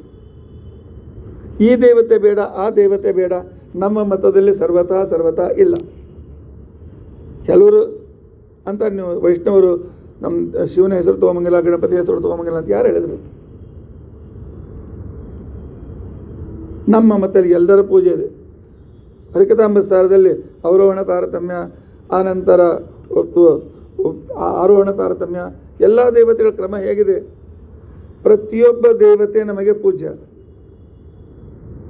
ಯಾಕೆ? ಇವರೆಲ್ಲೂ ದೇವತೆಗಳು ಅದರಿಂದ ಪೂಜರು. ಅಷ್ಟೇ ಯಾಕೆ ನಾವು ನೀರನ್ನು ಪೂಜೆ ಮಾಡ್ತೇವೆ? ನೀರನ್ನು ಯಾಕೆ ಪೂಜೆ ಮಾಡ್ತೇವೆ ಅಂತ ತಿಳ್ಕೊಂಡಂತಂದರೆ ನೀರಿನಲ್ಲಿ ದೇವತೆ ಇದ್ದ, ಪರಮಾತ್ಮ ಕಣಕಣದಲ್ಲಿ ಇದ್ದಾನೆ ಅಂತ ತಿಳ್ಕೊಂಡಂತೇಳಿ ನೀರನ್ನು ಪೂಜೆ ಮಾಡ್ತೇವೆ. ಯಾಕೆ ನೀರನ್ನು ಪೂಜೆ ಮಾಡ್ತೇವೆ? ನೀರಿಲ್ಲದೆ ನಾವು ಜೀವಿತ ಇರಲಿಕ್ಕೆ ಆಗೋದಿಲ್ಲ. ದೇವತೆಗಳು ಒಂದಾಕ್ಷಣಕ್ಕೇನೆ ಕಿರೀಟ, ಆನಂತರ ಕುಂಡಲಗಳು, ಶಂಖ, ಚಕ್ರ, ಪೀತಾಂಬರ, ಅವರವ್ರ ವೇಷ ಬೇರೆ ಬೇರೆ ಇದೆ. ಅದಕ್ಕೋಸ್ಕರ ಹೇಳ್ತಾರೆ ದ್ಯೋತನಾದ್ವಾ ದಾನಾದ್ವಾ ದೇವತಾ. ಯಾರು ನಮಗಿಂತ ಹೆಚ್ಚು ವಿಶಿಷ್ಟವಾದ ಜ್ಞಾನದಿಂದ ಯುಕ್ತರಾಗಿದ್ದಾರೆ, ಯಾರು ನಮಗೆ ಉಪಕಾರ ಮಾಡ್ತಾರೆ, ಅವರು ನಮಗೆ ದೇವತೆಗಳು. ಅದಕ್ಕೋಸ್ಕರ ಮಾತೃದೇವೋಭವ ಪಿತೃದೇವೋಭವ. ಯಾಕೆ ಮಾತೃದೇವೋ ಪಿತೃ? ತಂದೆ ತಾಯಿ ಉಪಕಾರ ಮರಲಿಕ್ಕಾಗ್ತದೆ? ತಂದೆ ತಾಯಿ ಉಪಕಾರ ತೀರಿಸ್ಲಿಕ್ಕಾಗ್ತದೆ? ಅವರು ನಮಗೆ ಇಷ್ಟು ಕೊಟ್ಟಿದ್ದಾರೆ, ನನಗೆ ದೇವತೆಯವರು. ಆಚಾರ್ಯ ದೇವೋಭವ, ಯಾಕೆ? ನನಗೆ ವಿದ್ಯೆ ಕೊಟ್ಟಿದ್ದಾರೆ ದೇವತೆಗಳು. ಆದ್ದರಿಂದ ಸಕಲ ದೇವತೆಗಳನ್ನು ಒಂದು ವಿಶಿಷ್ಟ ಕ್ರಮದಲ್ಲಿ ಯಾರನ್ನೂ ಬಿಡದೆ ಸಕಲ ದೇವತೆಗಳನ್ನೂ ಕೂಡ ಸಾಮಯಿಕವಾಗಿ ತೆಗೆದುಕೊಂಡು ಅದನ್ನು ಕ್ರಮದಲ್ಲಿ ಹೇಳಿರ್ತಕ್ಕಂಥವರು ಶ್ರೀಮದಾಚಾರ್ಯರು. ಸ್ಪಷ್ಟವಾಗಿ ಹೇಳ್ತಾರೆ, ಮದ್ಭಕ್ತ ಪೂಜಾಭ್ಯಧಿಕ. ಆನಂತರ ಸರ್ವಭೂತೇಷು ಮನ್ಮತಿ. ಇಲ್ಲಿ ಮದ್ಭಕ್ತಾನಾಂ ಪೂಜಾ ಅಂತ ತಿಳ್ಕೊಂಡಂತ ಅನ್ನೋದಕ್ಕೋಸ್ಕರ ಸೈಕಾಲಜಿಯಲ್ಲಿ ಹೇಳ್ತಾರೆ ಸೆಲೆಬ್ರೇಷನ್ ಅಂತ ತಿಳ್ಕೊಂಡಂತ ಹೇಳ್ತಾರೆ. ಉತ್ಸಾಹ, ಉನ್ನತಿ. ಪರಮಾತ್ಮ ಎಷ್ಟು ಪರಿವಾರ ದೇವತೆಗಳನ್ನು ಯುಕ್ತನಾಗಿದ್ದಾನೆ. ತಾನೊಬ್ಬನೇ ಅಲ್ಲ, ತನ್ನ ಪರಿವಾರ ದೇವತೆಗಳಿಂದಲೂ ನಮ್ಮ ಮೇಲೆ ಉಪಕಾರ ಮಾಡ್ತಾ ಇದ್ದಾನೆ. ಎಂಥ ಪರಮೋಪಕಾರಿ ಅಂತನ್ನುವ ಪರಮಾತ್ಮನ ನೆನಪಾದಾಗ ನಮಗೆ ಹಬ್ಬ ಬಂದಷ್ಟು ಉತ್ಸಾಹ ಬರಬೇಕಂತೆ, ಪ್ರೀತಿ ಹೆಚ್ಚಾಗೋದಕ್ಕೋಸ್ಕರ. ಉತ್ಸಾಹ, ಉತ್ಸವವನ್ನು ಸೆಲೆಬ್ರೇಷನ್ ಅಂತ ಒಂದು ಶಬ್ದ ನಮಗೆ ತೋರಿಸಿಕೊಡ್ತದೆ. ಆನಂತರ ಸರ್ವಭೂತೇಷು ಮನ್ಮತಿ. ಪ್ರತಿಯೊಂದು ವಸ್ತುಗಳಲ್ಲಿಯೂ ಕೂಡ ಆಗಲೇ ನೀವು ಕೇಳಿದ್ದೀರಿ, ಖಂಡ ರೂಪಗಳು, ಅಖಂಡ ರೂಪಗಳು, ಸರ್ವತ್ರ ವ್ಯಾಪ್ತ ರೂಪಗಳು. ಪರಮಾತ್ಮ ಇಲ್ಲದ ಜಗತ್ತಿನಲ್ಲಿ ವಸ್ತುನೇ ಇಲ್ಲ. ಅದಕ್ಕೋಸ್ಕರ ಮೊದಲೇದು ಪಂಚಮಹಾಭೂತಗಳಲ್ಲಿ ಪೃಥ್ವಿ, ಅಪ್ತೇಜು, ವಾಯು, ಆಕಾಶಗಳು, ಇಲ್ಲಿ ಭಗವಂತ ಇದ್ದಾನೆ. ಅದಕ್ಕೆ ನಾವು ಪೃಥ್ವಿ ಪೂಜೆಯನ್ನು ಮಾಡ್ತೇವೆ. ಅದಕ್ಕೋಸ್ಕರ ಮಣ್ಣೆತ್ತಿನ ಪೂಜೆ ಮಾಡ್ತೇವೆ. ಮಣ್ಣಿನ ಗಡಿಗೆ ಗೌರಿ ಪೂಜೆಯಲ್ಲಿ ಪೃಥ್ವಿ ಪೂಜೆ, ಪೃಥ್ವಿಲಿಂಗ ಅದು. ಆನಂತರ ಕಲಶ ಪೂಜೆ ದಿನಾಲು ಮಾಡ್ತೇವೆ, ಅದು ಅಪ್ಲಿಂಗ. ಆನಂತರ ಅಗ್ನಿಯಲ್ಲಿ ಭಗವಂತನ ಪೂಜೆ ಮಾಡ್ತೇವೆ, ದೀಪದಲ್ಲಿ ಭಗವಂತನ ಪೂಜೆ ಮಾಡ್ತೇವೆ, ಆದ್ದರಿಂದ ಅದು ತೇಜೋಲಿಂಗ. ಆನಂತರ ಗಣಪತಿಯನ್ನು ಪೂಜೆ ಮಾಡ್ತೇವೆ, ಆಕಾಶಲಿಂಗ. ಆದ್ದರಿಂದ ಪೃಥ್ವಿ, ಅಪ್, ತೇಜು, ವಾಯು. ವಾಯುವಂತೂ ವಾಯುದೇವರನ್ನು ನಾವು ಸರ್ವತ್ರ ಪೂಜೆ ಮಾಡೇ ಮಾಡ್ತೇವೆ. ಆದ್ದರಿಂದಾಗಿ ಪ್ರತಿಯೊಂದು ಭೂತಗಳಲ್ಲಿಯೂ ಕೂಡ, ಯಾಕೆ? ಪಂಚಮಹಾಭೂತಗಳ ಉಪಕಾರ ನಾವು ತೀರಿಸಲಿಕ್ಕೆ ಆಗೋದಿಲ್ಲ. ಯಾಕೆ ದೇವರನ್ನು ಪೂಜೆ ಮಾಡಬೇಕು? ದೇವತೆಗಳನ್ನು ಯಾಕೆ ಪೂಜೆ ಮಾಡಬೇಕು? ದೇವತೆಗಳನ್ನು ಯಾಕೆ ಪ್ರೀತಿಸಬೇಕು? ಯಾಕೆ? ಅವರಿಲ್ಲದೆ ನಮ್ಮ ಜೀವನ ಇಲ್ಲ. ಪ್ರತಿಯೊಬ್ಬ ದೇವತೆಗಳು ಪ್ರತಿಯೊಂದು ಜೀವನದಲ್ಲಿ ಪ್ರತಿಯೊಂದು ಕಣದಕ್ಕೋಸ್ಕರವೇ. ನೀರನ್ನು ನೋಡಿದ ಕ್ಷಣಕ್ಕೇನೆ, ನದಿಯನ್ನು ನೋಡಿದ ಕ್ಷಣಕ್ಕೇನೆ ಪರಮಾತ್ಮ ಒಂದೊಂದು ಕಣದಲ್ಲಿಯೂ ಕೂಡ ಸಹಸ್ರ ಅನಂತ ರೂಪದಿಂದ ಇದ್ದಾನೆ. ಆ ಭಗವಂತನ ರೂಪ, ನನ್ನಲ್ಲಿದ್ದ ಭಗವಂತನ ರೂಪ, ಇವುಗಳಲ್ಲಿರ್ತಕ್ಕಂಥ ರೀತಿಯಲ್ಲಿ ಆ ಜಡವಾದ ನೀರು ನನ್ನ ಅಂತರ್ಗತ ರೂಪ, ನೀರಿನಲ್ಲಿದ್ದ ಪರಮಾತ್ಮನ ಆ ರೂಪಗಳ ಐಕ್ಯ ಚಿಂತನೆ, ಇದೇ ಸ್ನಾನ. ಸ್ನಾನ ಅಂದಾಕ್ಷಣಕ್ಕೆ ಸೋಪ್ ಹಚ್ಕೊಂಡು ಸ್ವಚ್ಛ ಮಾಡ್ಕೊಳ್ಳೋದಲ್ಲ. ನಾವು ಮನೆಯಲ್ಲಿ ಸ್ನಾನ ಮಾಡಿ ಬಂದು ತೀರ್ಥದಲ್ಲಿ ಸ್ನಾನ ಮಾಡಬೇಕು ಅಂತ ಶಾಸ್ತ್ರ ಹೇಳ್ತಾರೆ. ಯಾಕೆ? ಅಲ್ಲಿದ್ದ ಭಗವಂತನ ರೂಪಗಳ ಐಕ್ಯ ಚಿಂತನೆ. ಈ ಐಕ್ಯ ಚಿಂತನೆ ಸರ್ವಭೂತಗಳಲ್ಲಿ ಅಷ್ಟೇ ಅಲ್ಲ, ಇಲ್ಲಿ ಅನ್ನ ಇಟ್ಟಾಗ ನೈವೇದ್ಯದಲ್ಲಿ ಕೂಡ ಇದೇ ಚಿಂತನೆ. ಅದನ್ನೇ ಕ್ರಿಯಾದ್ವೈತ, ಭಾವಾದ್ವೈತ, ದ್ರವ್ಯಾದ್ವೈತ ಅನ್ನುವ ಕ್ರಮದಲ್ಲಿ ನಾವು ದಿನನಿತ್ಯ ಅನುಸಂಧಾನ ಮಾಡ್ತೇವೆ ನೈವೇದ್ಯದಲ್ಲಿ. ಇದರ ನಂತರ 9ನೇ ಸ್ಟೆಪ್, ಮದರ್ಥೆ ಅಂಗಚೇಷ್ಟ. ನನಗೋಸ್ಕರ ಶ್ರಮ ಪಡ್ರಿ ಅಂತಂತಾರೆ ಪರಮಾತ್ಮ. ನನ್ನ ಹೆಂಡತಿ ದೇವ್ರ ಮನೆ ಬರ್ತಲಿಲ್ಲ ಇವತ್ತು, ಅದನ್ನು ಪೂಜೆ ಇಲ್ಲ ಅನ್ಬೇಡಿ, ನೀವು ಒರೆಸ್ಕೊಡ್ರಿ ಅಂತ ಕೊಂಡು ಹೇಳ್ತಾರೆ. ನನಗೋಸ್ಕರ ನೀವು ಶ್ರಮ ಪಡದೆ ಹೊರತರೆ ನಿಮಗೆ ನನ್ನಲ್ಲಿ ಆಧಾರ ಇದೆ ಅಂತ ಅನ್ನೋದು ಗೊತ್ತಾ, ಅದು ನಿಮಗಿಲ್ಲ ಅಂತ ಅರ್ಥವಾಗ್ತದೆ. ಏನು ನೀವು ಇಲ್ಲ ಇದ್ದಲ್ಲೇ ದೇವ್ರ ಪೂಜೆ ಮಾಡ್ತೀವ್ರಿ, ತೀರ್ಥ ತನಕ ಯಾರ ತನಕ ಹೋಗಿ ಯಾಕೆ ಹೋಗ್ಬೇಕು, ತಿರುಪತಿ ತನಕ ಯಾಕೆ ಹೋಗಬೇಕು, ಪಂಢರಪುರ ತನಕ ಯಾಕೆ ಹೋಗಬೇಕು, ಮಳಕಡಕ್ಕೆ ಯಾಕೆ ಹೋಗಬೇಕು. ನನಗೋಸ್ಕರ ನೀವು ಶ್ರಮ ಪಡ್ಲಿಕ್ಕೆ ತಯಾರಿದ್ದೀರಿ, ಅದು ನನಗೆ ಗೊತ್ತಾಗ್ತದೆ. ಆಗ ನಿಮಗೆ ನನ್ನಲ್ಲಿ ಭಕ್ತಿ ಇದೆ ಅಂತ ತಿಳ್ಕೊಂಡಾಗ್ತದೆ. ಏರ್ ಕಂಡೀಷನ್ನು ನೀವು ಮಲ್ಕೊಂಡಲ್ಲಿ ನೀನು ಧ್ಯಾನ ಮಾಡ್ತೀನಿ ಅಂತ ತಿಳ್ಕೊಂಡಂತಲ್ಲ. ಮದರ್ ತೇಜ್ ಅಂಗಚೇಷ್ಟ ನಾನು ವ್ಯವಹಾರಕ್ಕೋಸ್ಕರ ಹೇಳಿದೆ. ಸ್ವತಃ ಅಂಬರೀಷ ಮಹಾರಾಜ ತಾನೇ ದೇವರ ಮನೆ ಒರೆಸ್ತಾ ಇದ್ದಂತೆ, ತಾನೇ ಉಪಕರಣಗಳನ್ನು ತಿಕ್ತಾ ಇದ್ದಂತೆ. ಈಗ ಮುಕುಂದಾಚಾರ್ಯ ಹೇಳಿದರು, ಉಪಕರಣ ಹೋಗಿ ಉಪಕಾರಣಿ ಅಂತಾಗ್ಯದದು. ಪರಮಾತ್ಮನ ಪೂಜೆಗೆ ಇರತಕ್ಕಂಥ ಸಹಾಯಕ ಸಾಧನಗಳು. ಆ ಸಹಾಯಕ ಸಾಧನಗಳಲ್ಲಿ ಮಹಾಲಕ್ಷ್ಮೀ ದೇವಿ ಇದ್ದಾಳೆ. ಅದನ್ನು ತೊಳೆಯುವಾಗ ಮಹಾಲಕ್ಷ್ಮಿ ಅಭಿಷೇಕ ಮಾಡ್ತಾ ಇದ್ದೇನೆ ಅಂತ ತಿಳ್ಕೊಳ್ಬೇಕು. ಒರೆಸಿಡುವಾಗ ಮಹಾಲಕ್ಷ್ಮಿಯ ಅಭಿಷೇಕ ಆಯಿತು, ಒರೆಸ್ತಾ ಇದ್ದೇನೆ ಅಂತ ಅನುಸಂಧಾನ ಇರಬೇಕು. ಈ ರೀತಿಯಾಗಿ ಮದರ್ತೇಶು ಅಂಗಚೇಷ್ಟ. ತುಳಸಿ ನೀ ತೊಗೊಂಬರ, ನಾನು ಹೋಗಿ ತಂದರೆ ಏನು ಒಂದು ಲಾಭ ಇದೆ, ಪುಣ್ಯ ಇದೆ, ಇನ್ನೊಬ್ಬರು ತಂದ ಪುಣ್ಯದಲ್ಲಿ ಲಾಭ ಇಲ್ಲ. ಅದಕ್ಕೋಸ್ಕರವೇ ಪದ್ಯಮಾಲಾದ ಟೀಕಾಕೃತ್ಪಾದರು ಹೇಳ್ತಾರೆ, ಇನ್ನೊಬ್ಬರು ತಂದಿರತಕ್ಕಂಥ ತುಳಸಿ ನಡೆಯುವುದಿಲ್ಲ ಅಂತ ತಿಳ್ಕೊಂಡಂತ ಹೇಳ್ತಾರೆ. ಅದಕ್ಕೋಸ್ಕರ ಅದಕ್ಕೆ ದತ್ತ ಅಂತ ಒಂದು ಶಬ್ದ ಇದೆ, ಇನ್ನೊಬ್ಬರು ಕೊಟ್ಟಿರ್ತಕ್ಕಂಥ ತುಳಸಿ ನಡೆಯೋದಿಲ್ಲ ಅಂತ ತಿಳ್ಕೊಂಡಂತ ಹೇಳ್ತಾರೆ. ತಾತ್ಪರ್ಯ ಏನು, ನಿನಗೆ ಆಧಾರ ಇದೆಯಲ್ಲ, ನೀನು ಶ್ರಮ ದೈಹಿಕವಾಗಿಯೂ ಕೂಡ ನಿನ್ನ ಇದನ್ನು ನನಗೆ ತೋರಿಸ್ಕೊಡು ಅಂತ ತಿಳ್ಕೊಂಡಂತ ಹೇಳ್ತಾರೆ. ಇದನ್ನೇ ಸೈಕಾಲಜಿಯಲ್ಲಿ ಗ್ಲೋರ್ ಅಂತ ತಿಳ್ಕೊಂಡಂತ ಹೇಳಿ ಕರೀತಾರೆ, ಗ್ಲೋರಿಯಸ್. ಒಂದು ವಿಶಿಷ್ಟವಾಗಿರ್ತಕ್ಕಂಥ ಆಧಾರ, ಆ ಒಂದು ವಿಶಿಷ್ಟವಾಗಿರ್ತಕ್ಕಂತಹ ನೋಬೆಲ್ನೆಸ್ ಅಲ್ಲಿ ತೋರಿಸ್ಬೇಕು. ನನಗೆ ನಿನ್ನಲ್ಲಿ ಆಧಾರ ಇದೆ, ಅದಕ್ಕೋಸ್ಕರ ನಾನು ಗುರುಗಳು ಬಂದ ಕ್ಷಣಕ್ಕೇನೆ ಆಧಾರ ಇದ್ದರೆ ನಮಸ್ಕಾರ ಅಂತ ತಿಳ್ಕೊಂಡಂತೇಳಿ ಉಳಿತಲ್ಲಿ ಮಾಡಿದರೆ ಆಧಾರ ಇದೆ, ಎದ್ದು ನಿಂದರು, ಓಡ್ಕೋತ ಹೋಗು. ಮದರ್ತೇಶು ಅಂಗಚೇಷ್ಟ.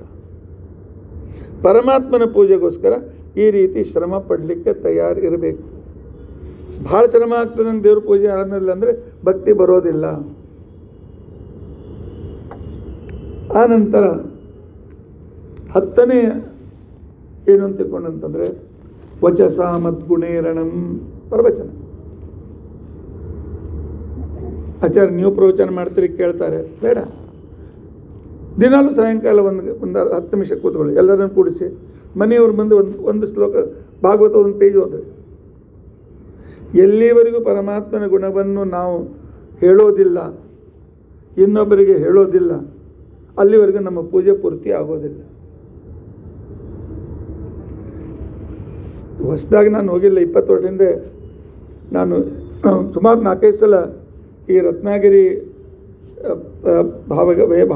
ಭಾಗ ಏನಿದೆ ಅಲ್ಲಿ ಅನೇಕ ಹಳ್ಳಿಗಳಿಗೆ ನಾನು ಪ್ರವಚನಕ್ಕೆ ಹೋಗೋ ಸಂದರ್ಭ ಬಂತು. ಯಾಕೆ ನಮ್ಮಲ್ಲಿ ಒಬ್ಬರು ಇದ್ದಾರೆ ವಿರಾರದಲ್ಲಿ, ಅವ್ರು ಕರ್ಕೊಂಡು ಹೋಗ್ತಾ ಇದ್ದಾರೆ.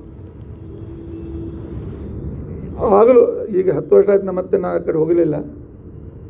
ಅಲ್ಲಿ ಒಂದು ನಿಯಮ ಇದೆ, ಸಾಯಂಕಾಲ ಒಂದು ಟೈಮ್ ಮಾಡ್ತಾರೆ, 8 ಗಂಟೆನೋ 9 ಗಂಟೆನೋ. ಮನೆಯಲ್ಲಿ ಎಲ್ಲರೂ ಹುಡುಗರಿರಲಿ ದೊಡ್ಡವರಿರಲಿ ಕೆಲಸಕ್ಕೆ ಹೋಗೋರಿರಲಿ ಆ ಟೈಮಿಗೆ ಬರಬೇಕು. 15 ನಿಮಿಷ ಭಜನೆ, ಒಂದು 15 ನಿಮಿಷ ಅರ್ಧ ಗಂಟೆ ಹಿರಿಯರು ಪುಸ್ತಕದ ಎತ್ಕೊಂಡು ರಾಮಾಯಣ ಓದ್ತಾರೋ, ಮಹಾಭಾರತ ಓದ್ತಾರೋ, ಅಥವಾ ಅವರಲ್ಲಿ ಈ ಗುರು ಮಹಾತ್ಮೆ ಇದೆ ಅದನ್ನು ಓದ್ತಾರೋ, ಒಟ್ಟು ಓದ್ತಾರೆ. ಯಾರು ಆ ವೇಳೆಗೆ ಹಾಜರಿರಂಗಿಲ್ಲ ಅವರಿಗೆ ರಾತ್ರಿ ಊಟ ಇಲ್ಲ. ಇದನ್ನು ನಮ್ಮ ಮನೇಲಿ ನಾವು ಯಾಕೆ ಪ್ರಾಕ್ಟೀಸ್ ತರಬಾರ್ದು? ನಮ್ಮ ಮಕ್ಕಳಿಗೆ ಹೇಳೋಣಲ್ಲ. ನಮ್ಮ ಮಕ್ಕಳಿಗೆ ಹೇಳೋದ್ರಿಂದ ಏನಾಗ್ತದೆ, ನಮ್ಮ ಬಗ್ಗೆ ಆದರನೂ ಬರ್ತದೆ. ಹೇಳಿ ಕೇಳಿ ಕೇಳಿ ಕೇಳಿ ಮನಸ್ಸಿನಲ್ಲಿ ಇದನ್ನು ಮಾಡಬೇಕು ಅಂತ ನಾದ್ರೂ ಬರ್ತದೆ.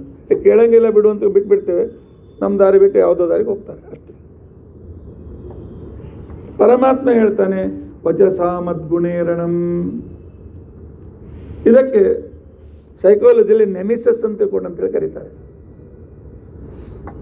ಅಂದರೆ ಏನರ್ಥ ಅಂತ ತಿಳ್ಕೊಂಡಂತಂದರೆ ಇದೊಂದು ಥರದ ಪ್ರಾಯಶ್ಚಿತ್ತ. ಭಗವಂತನ ನಾಮಗಳನ್ನು ಇನ್ನೊಬ್ಬರಿಗೆ ಹೇಳ್ತಾ ಇರುವಾಗ, ಭಗವಂತನ ನಾಮಗಳನ್ನು ಇನ್ನೊಬ್ಬರ ಎದುರಿಗೆ ವಿವರಿಸ್ತಿರುವಾಗ ನಮ್ಮ ಪಾಪಗಳ ಪ್ರಾಯಶ್ಚಿತ್ತವಾಗ್ತದೆ. ಯಾಕೆ ಪಾಪಗಳಿರುವಾಗ ಮುಂದಿನ ಸ್ಟೆಪ್ಪಿಗೆ ನಾವು ಹೋಗ್ಲಿಕ್ಕಾಗೋದಿಲ್ಲ. ಮತ್ತು ಭಗವಂತನ ನಾಮದ ಪ್ರಾಯಶ್ಚಿತ್ತ ಇದೆ ಅಂತ ಅನ್ನೋದು ನಿಮ್ಮೆಲ್ಲರಿಗೂ ಗೊತ್ತಿದೆ. ಕೃಷ್ಣಾಮೃತ ಮಹಾರಣದಲ್ಲಿ ಸ್ಪಷ್ಟವಾಗಿ ಪರಮಾತ್ಮ ಹೇಳಿದ್ದಾನೆ, ನನ್ನ ನಾಮಸ್ಮರಣ ಮಾಡಿದರೆ ಎಷ್ಟು ಪಾಪಗಳು ಹೋಗ್ತವೆ, ಆ ಪಾಪ ನೀವು ಮಾಡಲಿಕ್ಕೆ ಆಗೋದಿಲ್ಲ ಅಂತ.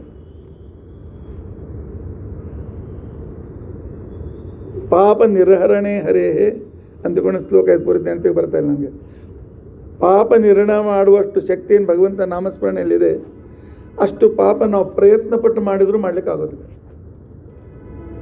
ಆದ್ದರಿಂದಾಗಿ ಭಗವಂತನ ನಾಮಗಳನ್ನು ಹೇಳಬೇಕು. ಇಲ್ಲ, ಎಲ್ಲರೂ ಕೂತು ಭಜನೆ ಮಾಡಿ, ಭಗವಂತ ನಾಮ ಬಂತದ್ರಲ್ಲಿ ಎಲ್ಲರೂ ಕೂತು ಸಾಮೂಹಿಕ ಸ್ತೋತ್ರ ಹೇಳಿ. ಆದರೆ ಮನೆಯವರೆಲ್ಲರೂ ಒಂದು ಕಡೆ ಸೇರಬೇಕು.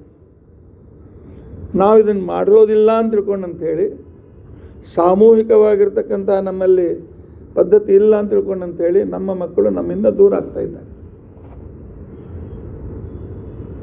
ಶನಿವಾರ ರವಿವಾರ ಚರ್ಚಿಗೆ ಹೋಗದೇ ಇದ್ದ ಮಕ್ಕಳಿಲ್ಲ, ಶುಕ್ರವಾರ ಮಸೀದಿಗೆ ಹೋಗದೇ ಇರತಕ್ಕಂಥ ಮಕ್ಕಳು ಸಿಗೋದಿಲ್ಲ. ಆದರೆ ಮಂದಿರಕ್ಕೆ ಹೋಗದೇ ಇರತಕ್ಕಂಥ ನಮ್ಮ ಬ್ರಾಹ್ಮಣ ಮಕ್ಕಳು ಬೇಕಾರು ಜನ ಸಿಗ್ತಾರೆ. ಯಾಕೆ? ನಾವು ಸಾಮೂಹಿಕವಾಗಿರ್ತಕ್ಕಂಥ ರೀತಿಯಲ್ಲಿ ಅವರಿಗೆ ಒಂದು ರೀತಿಯಾಗಿರ್ತಕ್ಕಂಥ ಶ್ರದ್ಧೆಯನ್ನು ನಾವು ಹುಟ್ಟಿಸ್ತಾ ಇಲ್ಲ. ಪರಮಾತ್ಮ ಇದರಲ್ಲಿ ವಚಸ ಮದ್ಗುಣೇರಣಂ ಅಂತಿಕೊಂಡಂಥ ವಿಷಯದಲ್ಲಿ ಆ ನೆಮಿಸಸ್ ಅಂತಿಕೊಂಡಂಥ ಸೈಕಾಲಜಿಯಲ್ಲಿ ಭಾಳ ವರ್ಣನೆ ಮಾಡ್ತಾರೆ. ಸಾಮೂಹಿಕ ವಿಷಯ ಚಿಂತನ ಅಂತ ಕರೆದಿದ್ದಾರೆ ಅದಕ್ಕೆ. ನೀವು ಒಬ್ಬರೇ ಮಾಡ್ತಾ ಇರುವಾಗ ಬೇಸರ ಬರ್ತದೆ, ಒಬ್ಬರೇ ಮಾಡಿರ್ತಕ್ಕಂಥ ಸಂದರ್ಭದಲ್ಲಿ ಸಂಶಯಗಳು ಬರ್ತದೆ, ಇಲ್ಲ ಕೆಲವು ಸರಿಗೆ ನಾಚಿಕೆ ಇರ್ತದೆ. ಆದರೆ ಎಲ್ಲರೂ ಭಜನೆ ಮಾಡುವಾಗ ನಾನು ಧ್ವನಿ ಸೇರಿಸ್ತೇನೆ, ಯಾಕೆಂದರೆ ನಂದು ಒಬ್ಬತ್ತಿನ ನನಗೆ ಕೇಳಿಸಿ ಬರೋಂಗಿಲ್ಲ ಅಂತೇಳಿ ನಾನು ಗಾಯನ ಮಾಡ್ತೇನೆ. ಒಬ್ಬನೇ ಮಾಡುವಂತಂದರೆ ಬಂದು ನಗ್ತಾರಂತ ಬಿಟ್ಬಿಡ್ತೇನೆ. ಆದ್ದರಿಂದ ಪರಮಾತ್ಮ 10ನೇ ಸ್ಟೆಪ್ ಏನು ಹೇಳ್ತಾನೆ ಅಂತಿಕೊಂಡಂತಂದರೆ, ದಿನಾಲು ತಪ್ಪದೆ ಪ್ರವಚನ ಮಾಡಿ. ಭಾಳ ಗಂಡ ಒಂದು ಕೂತ್ಕೊಂಡು ಒಂದು ಭಾಗವತ ಒಂದು ಅರ್ಧ ಪೇಜ್ ಓದಲಿ, ಹೆಂಡತಿ ಕೇಳ್ತಾಳೆ. ತಂದೆ ತಾಯಿಗಳು ಮುದುಕರಾಗಿರ್ತಾರೆ, ಅವ್ರು ಕೇಳ್ತಾರೆ. ಯಾರೂ ಕೇಳಂಗಿಲ್ಲ, ಬಿಟ್ಬಿಟ್ಟು ದೇವ್ರ ಮುಂದೆ ಕೂತ್ಕೊಳ್ಳಿ. ಭಗವಂತ ಕೇಳ್ತಾನೆ.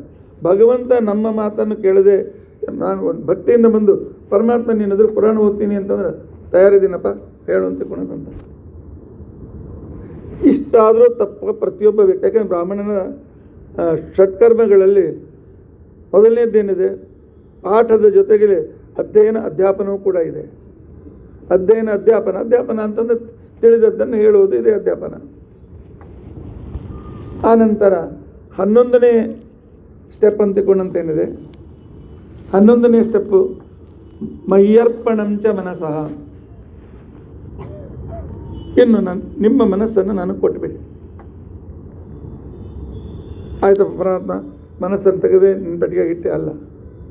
ಮನಸ್ಸಿನಲ್ಲಿ ಭಗವಂತನನ್ನು ಬಿಟ್ಟು ಬೇರೆ ವಿಚಾರ ಮಾಡಬೇಡಿ. ಅರ್ಪಣೆ ಮಾಡುವುದು ಅಂದರೆ ಅರ್ಥವೇನು? ಪರಮಾತ್ಮನನ್ನು ಬಿಟ್ಟು ಬೇರೆ ವಿಚಾರವನ್ನು ಮನಸ್ಸಿನಲ್ಲಿ ತರಬೇಡಿ. ಈಗ ಒಬ್ಬ ಹುಡುಗನ ಪ್ರೀತಿಸ್ತಿರ್ತಾನೆ, ಅಥವಾ ನಾನು ನನ್ನ ಹೆಂಡತಿಯನ್ನು ಪ್ರೀತಿಸ್ತೀನಿ, ನನ್ನ ಮಕ್ಕಳನ್ನು ಪ್ರೀತಿಸ್ತೀನಿ. ಮನಸ್ಸಿನಲ್ಲಿ ಅವ್ರ ಬಗ್ಗೆ ಏನು ವಿಚಾರ ಮಾಡ್ತಿರ್ತೀನಲ್ಲ, ನೀವೇ ನಿಮ್ಮ ಅನುಭವ ಹೇಳಿ. ಊರಿಗೆ ಹೋಗಿದ್ದಾರೆ, ಇವ್ರಿಗೆ ಹೋಗ್ತಿದ್ರು, ಇವ್ರು ಹೋಗಿದ್ದಾರೋ ಇಲ್ಲೋ, ಮುಟ್ಟಿದಾರೋ ಇಲ್ಲೋ, ಅದು ಇಲ್ಲೋ, ಮನಸ್ಸಿನಲ್ಲಿ ಅವರನ್ನೇ ಇಟ್ಕೊಂಡಿರ್ತೀವಲ್ಲ, ಇದೇ ಪರಮಾತ್ಮನ ಮನಸ್ಸಿನಲ್ಲಿ ಇಟ್ಕೊಳ್ಳೋದು. ಪರಮಾತ್ಮನ ಇವತ್ತಿನ ದಿವಸ ನಾನು ಮತ್ಸ್ಯಾವತಾರ ಚಿಂತನೆ ಮಾಡ್ತೇನೆ, ಇವತ್ತಿನ ದಿವಸ ನಾನು ಕುರ್ಮಾವತಾರ ಚಿಂತನೆ ಮಾಡ್ತೇನೆ, ಇವತ್ತಿನ ದಿವಸ ಮುಕುಂದಾಚಾರ್ಯ ಹೇಳಿರ್ತಕ್ಕಂಥ ಆ ಪರಮಾತ್ಮನ ಆ ವಿಶೇಷ ವಿಭೂತಿಗಳ ಚಿಂತನೆಯನ್ನು ಮಾಡ್ತೇನೆ. ಇವತ್ತು ರಾಮಕೃಷ್ಣಾಚಾರ್ಯ ಹೇಳಿರ್ತಕ್ಕಂಥ ನಾನು ಈ ನಂದನ ಮಾರ್ಗವನ್ನು ನಾನು ಚಿಂತನೆ ಮಾಡ್ತೇನೆ ಅಂತ ಹೇಳಿ. ಮತ್ತೊಂದು ದಿವಸ ನರಸಿಂಹ ಹೇಳಿರ್ತಕ್ಕಂಥ ಉದ್ದಾಲಕ ಮತ್ತು ಶ್ವೇತಗೇತುಗಳ ಸಂವಾದ ಚಿಂತನೆ ಮಾಡ್ತೇನೆ ಅಂತೇಳಿ. ಚಿಂತನೆ ಮಾಡಲಿಕ್ಕೆ ಎಷ್ಟು ಸಬ್ಜೆಕ್ಟ್ ಬೇಕು ನಿಮಗೆ? ನಮ್ಮ ಚಿಂತನೆ ಕಡಿಮೆ ಬೀಳ್ತದೆ ಹೊರತು ಸಬ್ಜೆಕ್ಟ್ ಕಡಿಮೆ ಬೀಳೋದಿಲ್ಲ. ಆದ್ದರಿಂದಾಗಿ ಇದಕ್ಕೆ ರಿನೌನ್ ಅಂತ ತಿಳ್ಕೊಂಡಂತ ಹೇಳಿ ಕರೀತಾರೆ. ಅಂದರೆ ಪರಮಾತ್ಮನ ಪ್ರಸಿದ್ಧ ವ್ಯಕ್ತಿಯ ಚಿಂತನೆ ಮಾಡ್ತೇವೆ. ಆ ಪ್ರಸಿದ್ಧಿ ಏನಿದ್ರು ಪರಮಾತ್ಮನ ಎಷ್ಟು ಮಹಿಮೆಗಳಿವೆ, ಪರಮಾತ್ಮನ ದೇವತೆಗಳು ಎಷ್ಟು ವರ್ಣನೆ ಮಾಡ್ತಾರೆ, ಪರಮಾತ್ಮನ ಉಪಕಾರಗಳನ್ನು ಎಷ್ಟು ವರ್ಣನೆ ಮಾಡ್ತಾರೆ. ಭಾಗವತದಿಂದ, ಉಪನಿಷತ್ತುಗಳಿಂದ, ಇನ್ನು ಅನೇಕ ಗ್ರಂಥಗಳಿಂದ ಅದನ್ನು ನಾವು ಮಾಡ್ತಾ ಇರಬೇಕು. ಇದು 11ನೇ ಸ್ಟೆಪ್. 12ನೇ ಸ್ಟೆಪ್ ಅಂತ ತಿಳ್ಕೊಂಡಂತಂದರೆ ಸರ್ವ ಕಾಮ ವಿವರ್ಜನಂ. ಎಲ್ಲ ಕಾಮನೆಗಳನ್ನು ಬಿಡಬೇಕು. ಬಿಡ್ಲಿಕ್ಕಾಗ್ತದೆ? ನಮ್ಮ ಇನ್ಸ್ಟಿಂಕ್ಟ್ಗಳನ್ನು ಬಿಡ್ಲಿಕ್ಕಾಗ್ತದೆ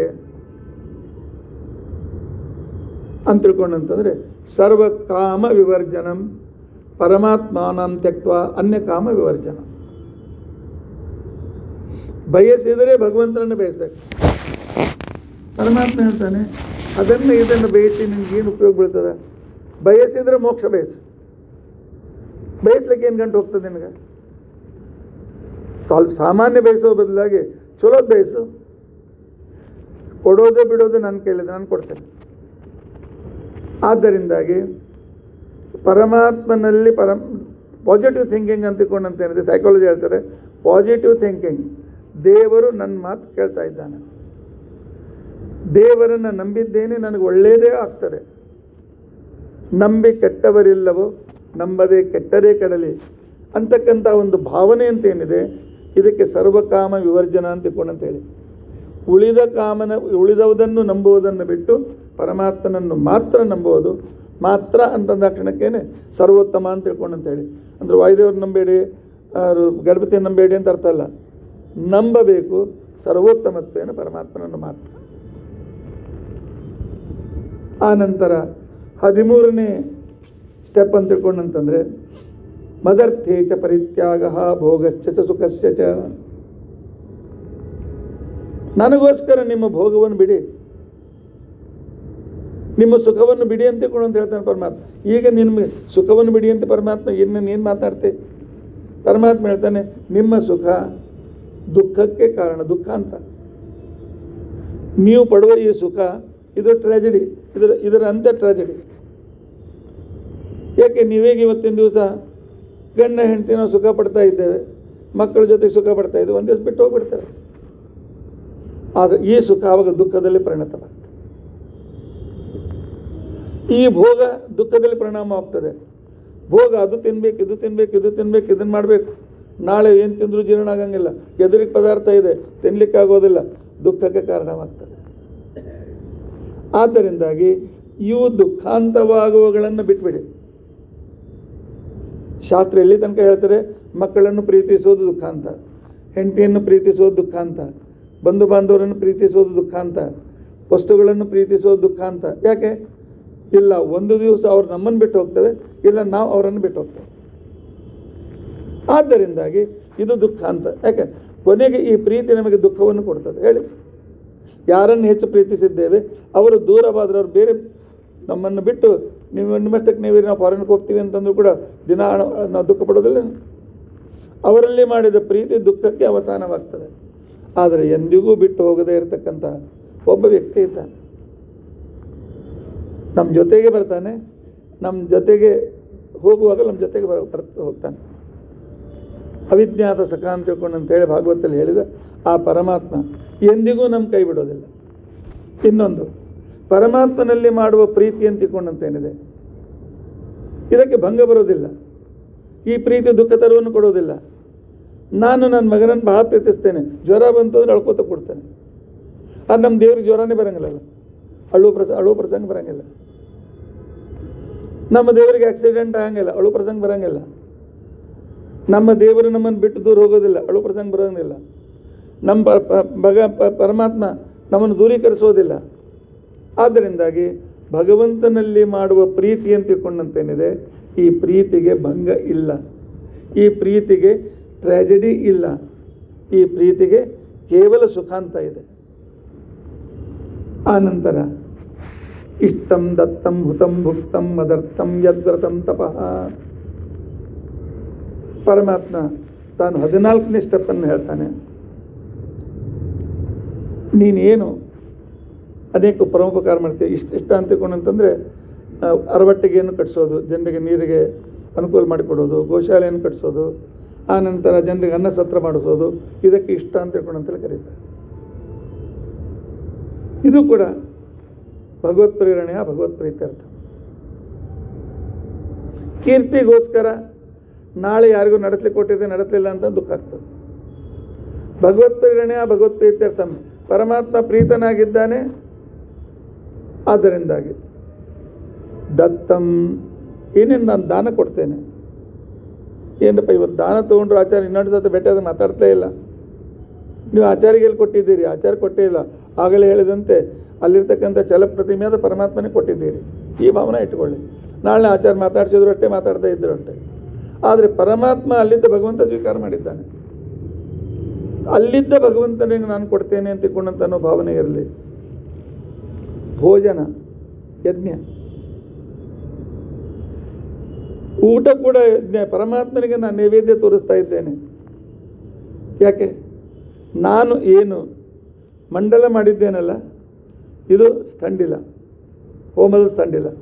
ಅದಕ್ಕೆ ಮಂಡಲ ಮಾಡಬೇಕು. ಯಜ್ಞ, ಊಟ ಯಜ್ಞ ಆಗಬೇಕಾಗಿದ್ದರೆ ಎಲೆ ಕೆಳಗೆ ಮಂಡಲ ಮಾಡಬೇಕು. ಇದ್ದಿದ್ದಿಲ್ಲ ಅಂದ್ರೆ ಯಜ್ಞ ಆಗಂಗಿಲ್ಲ ಅದು. ಆ ನಂತರ ಅದರ ಮೇಲೆ ಹಾಕಿದ ಎಲೆ ದಕ್ಷಿಣೆ ಅಷ್ಟು ಉದೀಚ್ಛಾಂ ದೇ ಪ್ರತೀಚ್ಛಾಂ ಚತೋ ಪ್ರಾಚ್ಯಾಂ ಅರ್ಧಂ ಇತ್ಯಂಗಲಾನ ತಕ್ವ ಬರೆದ ರೇಖೆಗಳು, ಎಲೆಯಲ್ಲಿ ರೇಖೆಗಳಿರ್ತವೆ. ಆ ನಂತರ ಪರಿಶೇಚನ, ಹೋಮಕ್ಕೂ ಕೂಡ ಪರಿಶೇಚನಂ ಪರಿಸ್ತರಣಂ, ಪರಿಶೇಚನ ಪರಿಸ್ತರಣ ಮಾಡ್ತೇವೆ. ಆ ನಂತರ ಭೋಜನ ಯಜ್ಞ ವಾಸ್ತುಯಜ್ಞಗಳಲ್ಲಿ ಮೊದಲು ಬಲಿದಾನ, ಉಳಿದ ಹೋಮಗಳಿಗೆ ಹೋಮಾಂತ್ಯದಲ್ಲಿ ಬಲಿದಾನ. ಆದರೆ ಭೋಜನ ಯಜ್ಞದಲ್ಲಿ ಮೊದಲು ಬಲಿದಾನ. ಚಿತ್ರಾಹುತಿ ಅಂದರೆ ಬಲಿ ಕೊಡೋದು ಅಂತ ಅರ್ಥ. ಪರಮಾತ್ಮನ ಆ ವಿಶಿಷ್ಟವಾದ ಬಲಿದಾನ ಕೊಡೋದು. ವಾಸ್ತುಯಜ್ಞದಲ್ಲಿಯೂ ಕೂಡ ಎಷ್ಟೋ ಜನ ತಪ್ಪು ಮಾಡ್ತಾರೆ. ಮೊದಲು ಬಲಿದಾನ ಕೊಟ್ಟು ಆನಂತರ ಪುಣ್ಯಾವಚನ ಪ್ರಾರಂಭ ಮಾಡಬೇಕು. ವಾಸ್ತುಯಜ್ಞದಲ್ಲಿ ಅದೇ ಕ್ರಮ ಇದೆ. ಕೊನೆಗೆಲ್ಲ ಗಣಪತಿ ಪೂಜೆ ಮುಗಿಸಿ ಬಲಿದಾನ ಮಾಡಿ ಆನಂತರ ಉಳಿದ ಕ್ರಿಯೆಗಳು ಮಾಡಬೇಕು ಅಂತೇಳಿ ವಾಸ್ತು ತಂತ್ರಸಾರದಲ್ಲಿ ಶ್ರೀಮದ್ ಆಚಾರ್ಯ ತಿಳಿಸ್ತಾರೆ. ಉಳಿದ ಯಜ್ಞಗಳಲ್ಲಿ ಯಜ್ಞ ಮುಗಿದ ಮೇಲೆ ಬಲಿದಾನ. ಆದ್ದರಿಂದ ಚಿತ್ರಾಹುತಿ ಇದು ಬಲಿದಾನ. ಆನಂತರ ಅಮೃತ ಉಪಸ್ತರಣಮಸಿ, ವಾಯುದೇವರೇ ನೀವು ಹಾಸುವ ಬಟ್ಟೆಯಾಗ್ರಿ. ಅಪೋಷಣ ಯಾಕೆ ಅಂತಿಕೊಂಡಂತಂದರೆ ತಸ್ಮಿನ್ನಪೋ ಮಾತರಿಶ್ವಾ ದದಾತಿ, ಭಾರತೀಯರವಣ ಮುಖ್ಯ ಪ್ರಾಣ ಅಂತರ್ಗತ ವಾಯುದೇವರ ಮುಖಾಂತರ ನಾವು ಸಮರ್ಪಣೆ ಮಾಡಬೇಕು. ಅದಕ್ಕೋಸ್ಕರ ಅಪೋಷಣ. ಆನಂತರ ಪ್ರಾಣಾಯ ಸ್ವಹ ಅಪಾನಾಯ ಸ್ವಹ ಆಹುತಿಗಳು. ಹೆಜ್ಜೆಗೆ ತುತ್ತಿಗೂ ಕೃಷ್ಣ, ರಾಮಾಯಣ, ರಾಮ, ಗೋವಿಂದ ಅಂಥೇಳಿ ಮನಸ್ಸಿನಲ್ಲಿ ಹೇಳಿದ್ದಾರೆ. ಊಟ ಮೌನವಾಗಿ ಮಾಡಿ. ಊಟದ ವೇಳೆ ಹರಟೆ ಹೊಡೆದ್ರೆ ಅದು ಯಜ್ಞ ಆಗೋದಿಲ್ಲ. ಶ್ರಾದ್ದದಲ್ಲಿ ಆಗಲಿ, ಆನಂತರ ಯಜ್ಞಗಳಲ್ಲಾಗಲಿ ಮೊದಲನೇ ನಿಯಮ ಹೇಳ್ತಾರೆ, ವಾಂಗ್ ನಿಯಮಂ ಸ್ವೀಕೃತ್ಯ. ಮುಗಿಯವರೆಗೂ ಹರಟೆ ಹೊಡೆಯೋಂಗಿಲ್ಲ. ಅದಕ್ಕೆ ಬ್ರಾಹ್ಮಣರಿಗೂ ಅದೇ ಹೇಳ್ತಾರೆ, ಅಕ್ರೋಧನಿ ಶೌಚಪರೇಹಿ ಸತತಂ ಬ್ರಹ್ಮವಾದಿಭಿ. ಉಳಿದ ಮಾತು ಹರಟೆ ಬೇಕಾಗಿಲ್ಲ. ದೇವರ ಚಿಂತನೆ ಮಾಡಿದ್ರೆ ಅದು ಮೌನದಲ್ಲೇ ಬರ್ತದೆ. ಇನ್ನು ವ್ಯಾವಹಾರಿಕವಾಗಿ ಮಾತನಾಡ್ತಾ ಊಟ ಮಾಡಿದ್ರೆ ಕೆಲವು ಅಗಲು ಸಿಕ್ಬಿಡ್ತದೆ. ಆನಂತರ ಪ್ರಾರಂಭ ಆಗ್ತದೆ. ಮೌನದಿಂದ ಊಟ, ಆಗ ಅದು ಯಜ್ಞವಾಗ್ತದೆ. ಭುಕ್ತಂ ಮದರ್ಥಂ, ಇದು ಪರಮಾತ್ಮನಿಗೆ ಕೃಷ್ಣಾರ್ಪಣ ಭಾವನದಿಂದ ಕೊಡ್ತಾ ಇದ್ದರೆ, ಅಂದರೆ ಇಷ್ಟು 14 ಸಲ ಹೆಜ್ಜೆ ಹೆಜ್ಜೆಗೂ ಇದು ದೇವರಿಗೆ, ಇದು ದೇವರಿಗೆ, ಇದು ದೇವರ ಮಹಿಮ, ಇದು ದೇವರ ಮಹಿತ ಅಂತ ಇದ್ದರೆ ಯಾಕೆ ದೇವರಲ್ಲಿ ಪ್ರೀತಿ ಬರೋದಲ್ಲ ಹೇಳಿ? ಭಗವಂತನಲ್ಲಿ ಪ್ರೀತಿ ಬರಬೇಕಾಗಿದ್ದರೆ ಅಲ್ಲಿ ಪ್ರೀತಿಯೂ ಕೂಡ ಹೇಗಿರಬೇಕದು? ಪರಮಾತ್ಮ ಎಷ್ಟೆಲ್ಲ ವ್ಯಾಪ್ತನಾಗಿದ್ದಾನೆ, ಸರ್ವಭೂತಗಳಲ್ಲಿದ್ದಾನೆ ಅಂತ ತಿಳಿದುಕೊಳ್ಳುವುದೇ ಪ್ರೀತಿ. ಅದು ಆ ರೀತಿಯಾಗಿರ್ತಕ್ಕಂಥ ಅರ್ಥವನ್ನು ಮಾಡಿಕೊಳ್ಳಬೇಕು. ಅದಕ್ಕೋಸ್ಕರ ಮಹಾತ್ಮ್ಯ ಜ್ಞಾನವಾಯಿತು. ಆನಂತರ ವಂದನ, ಪೂಜೆ ಇತ್ಯಾದಿಗಳಲ್ಲಿ ಸರ್ವತೋಧಿಕ ಆಯಿತು. ಇಷ್ಟಾದ ಮೇಲೆ ಆನಂತರ ಮಹಾತ್ಮ್ಯ ಜ್ಞಾನ ಪೂರ್ವಸ್ತು ಅಂತ್ಯಕೊಂಡಂತಕ್ಕಂಥ ಪ್ರೀತಿ ಅಂತೇನಿದೆ, ಅಥವಾ ಇಲ್ಲಿ ಭಗವಂತ ಸರ್ವೋತ್ತಮ ಸರ್ವೋತ್ಕೃಷ್ಟ ಅಂತ್ಯಕೊಂಡಂತೇಳಿ ಅನಂತಾನವದ್ಯ ಕಲ್ಯಾಣ ಗುಣಗಣತ್ವಜ್ಞಾನಪೂರ್ವಕ ಸ್ವಾತ್ಮಾತ್ಮೀಯ ಸಮಸ್ತ ವಸ್ತುಭ್ಯ ಅನೇಕ ಗುಣಾಧಿಕ ಪರಮಾತ್ಮನ ಮಹಿಮೆ ಅಂತರಾಯ ಸಹಸ್ರೇಣ ಅಪಿ ಅಪ್ರತಿಬದ್ಧ. ಆಗಲೇ ಬಂದಿದೆ ಆಪತ್ಕಾಲದಲ್ಲಿಯೂ ನನ್ನ ಧ್ಯಾನ. ಆನಂತರ ನಿರಂತರ ಪ್ರೇಮ ಪ್ರವಾಹ, ಪರಮಾತ್ಮನಲ್ಲಿಯೇ ಅವನನ್ನೇ ನೆನೆಸೋದು, ಅವನಿಗೋಸ್ಕರ ಊಟ, ಅವನಿಗೋಸ್ಕರ ಸರ್ವಸ್ವವು. ಇದಕ್ಕೆ ರೆಪ್ಯುಟೇಷನ್ ಅಂತ ಹೇಳಿ ಕರೀತಾರೆ. ಎಲ್ಲಿ ರೆಪ್ಯುಟೇಷನ್ ಇರ್ತದೆ? ಪುನಃ ಪುನಃ ಆ ವ್ಯಕ್ತಿಗೆ ನಾವು ಯಾವಾಗ ಆದರ ಇರ್ತದೆ, ಪ್ರೀತಿ ಇರ್ತದೆ, ಮನ್ನಣೆ ಇರ್ತದೆ, ಆ ರೀತಿಯಾಗಿರ್ತಕ್ಕಂಥ ಮನ್ನಣೆ ಪರಮಾತ್ಮನಿಗೆ ಕೊಡಬೇಕು. ಈ 13 ಸ್ಟೆಪ್ಗಳನ್ನು ಸೈಕಾಲಜಿ ಹೇಳ್ತಾರೆ, 14 ಸ್ಟೆಪ್ಗಳನ್ನು ಭಾಗವತ ಹೇಳ್ತಾರೆ. ಈ ರೀತಿಯಾಗಿ ಯಾರು ನನ್ನಲ್ಲಿ ಭಕ್ತಿಯನ್ನು ಮಾಡ್ತಾರೆ ಏವಂ ಧರ್ಮೈ ಮನುಷ್ಯಾಣಂ ಉದ್ಧವ ಆತ್ಮನಿವೇದಿನ ಈ ರೀತಿಯಾಗಿ 14 ರೀತಿಯಿಂದ ದಿನಾಲು ಯಾವ ವ್ಯಕ್ತಿಗಳು ನೆನೆಸುತ್ತಾರೆ, ತಮ್ಮ ಆತ್ಮನಿವೇದನ ತಮ್ಮ ಮನಸ್ಸಿನಲ್ಲಿ ಈ ರೀತಿಯಾಗಿ ಚಿಂತನೆ ಮಾಡ್ತಾರೆ, ಅಥವಾ ಆತ್ಮನಿವೇದನಂ ನನಗೆ ಈ ಪೂಜೆಯನ್ನು ಸಮರ್ಪಿಸ್ತಾರೆ. ಮೈ ಸಂಜಾಯತೆ ಭಕ್ತಿ, ನನ್ನಲ್ಲಿ ಅವ್ರು ನಿಶ್ಚಿತವಾಗಿ ಭಕ್ತಿ ಹುಟ್ಟುತ್ತದೆ. ಆಚಾರ್ಯ ಏನು ಮಾಡೋದು, ಎಷ್ಟು ಕೇಳಿದ್ರು ಸನಾತನ ಭಕ್ತಿನೇ ಬರಂಗಿಲ್ಲ ಅನ್ನೋರಿಗೆ ಎಲ್ಲರಿಗೂ ಉತ್ತರ ಇಲ್ಲಿ ಕೃಷ್ಣ ಕೊಟ್ಟಿದ್ದಾನೆ. ಮೈ ಸಂಜಾಯತೆ ಭಕ್ತಿ, ನನ್ನಲ್ಲಿ ಶಾಶ್ವತವಾಗಿರ್ತಕ್ಕಂಥ ಭಕ್ತಿ ಹುಟ್ಟುತ್ತದೆ. ಓ ಅನ್ಯೋರ್ಥೋ ಅಸ್ಯ ಅವಶಿಷ್ಯತೆ, ಅವನಿಗೇನು ಸಿಗೋದಿಲ್ಲ ಹೇಳಿ, ನಿಮಗೆಲ್ಲವೂ ಸಿಗ್ತದೆ. ಕಿಂ ಅಲಭ್ಯಂ ಭಗವತಿ ಪ್ರಸನ್ನೇ ಶ್ರೇಣಿಕೇತನೆ, ಈ ಆಶ್ವಾಸನೆ ಕೊಟ್ಟವನು ಶ್ರೀಕೃಷ್ಣ. ಶ್ರೀಕೃಷ್ಣ ಈ ಆಶ್ವಾಸನೆ ಕೊಟ್ಟಿದ್ದಾನೆ, ಯಾವುದೋ ಮಿನಿಸ್ಟರ್ ಕೊಟ್ಟ ಆಶ್ವಾಸನೆ ಅಲ್ಲ, ಯಾವುದೋ ಮಂತ್ರಿಗಳು ಆಶ್ವಾಸನೆ ಕೊಟ್ಟದ್ದಲ್ಲ, ಯಾರೋ ಎಲೆಕ್ಷನ್ ನಿಂತಿರ್ತಕ್ಕಂಥವ್ರು ಆಶ್ವಾಸನೆ ಕೊಟ್ಟದ್ದಲ್ಲ. ಪರಮಾತ್ಮ ಹೇಳ್ತಾನೆ ಮೈ ಸಂಜಾಯತೆ ಭಕ್ತಿ, ನನ್ನಲ್ಲಿ ನಿಮಗೆ ನಿಜವಾದ ಭಕ್ತಿ ಉಂಟಾಗ್ತದೆ. ಆ ನಂತರ ಕಹ ಅನ್ಯ ಅರ್ಥ ಪುರುಷಾರ್ಥ, ಮೋಕ್ಷಕ್ಕಿಂತ ಬಿಟ್ಟು ಬೇರೆ ಅರ್ಥ ಏನಿದೆ, ಎಲ್ಲವೂ ನಿಮಗೆ ಸಿಗ್ತದೆ ಅಂತ ತಿಳ್ಕೊಂಡಂತ. ಆದ್ದರಿಂದಾಗಿ ಪರಮಾತ್ಮನಲ್ಲಿಯೇ ಮನಸ್ಸನ್ನು ಇರಿಸಬೇಕಾಗಿದ್ದರೆ ಈ 14 ಸ್ಟೆಪ್ಗಳನ್ನು ನೆನಪಿನಲ್ಲಿಟ್ಟುಕೊಂಡು ನಾವು ಪ್ರಯತ್ನ ಮಾಡಿದರೆ ಪ್ರೀತಿ ಉಂಟಾಗ್ತದೆ. ಪ್ರೀತಿ ಉಂಟಾದ ಮೇಲೆ ಆ ಭಗವಂತನ ಬಗ್ಗೆ ತಿಳ್ಕೊಳ್ಬೇಕು ಅಂತಂದ ಕ್ಷಣಕ್ಕೇನೆ ಭಾಗವತ ಓದ್ತೇವೆ, ಪುರುಷತ್ವ ಓದ್ತೇವೆ, ಬ್ರಹ್ಮಸೂತ್ರ ಓದ್ತೇವೆ. ಆನಂತರ ಶ್ರೀಮನ್ಯಾಯಸೋದಾದಿ ಗ್ರಂಥಗಳನ್ನು ಓದುವುದಕ್ಕೆ ನಮಗೆ ಪ್ರವೃತ್ತಿ ಬೆಳೆದು ಬರ್ತದೆ. ಪರಮಾತ್ಮನ ಪರಮಾನುಗ್ರಹವಾಗ್ತದೆ. ಆದ್ದರಿಂದಾಗಿ ಆ ಅನುಗ್ರಹ ಪಡೆಯೋದಕ್ಕೋಸ್ಕರವೇ ಈ ಜ್ಞಾನ ಸತ್ರ. 57 ವರ್ಷಗಳಿಂದ 57ನೇ ವರ್ಷ ಇದು.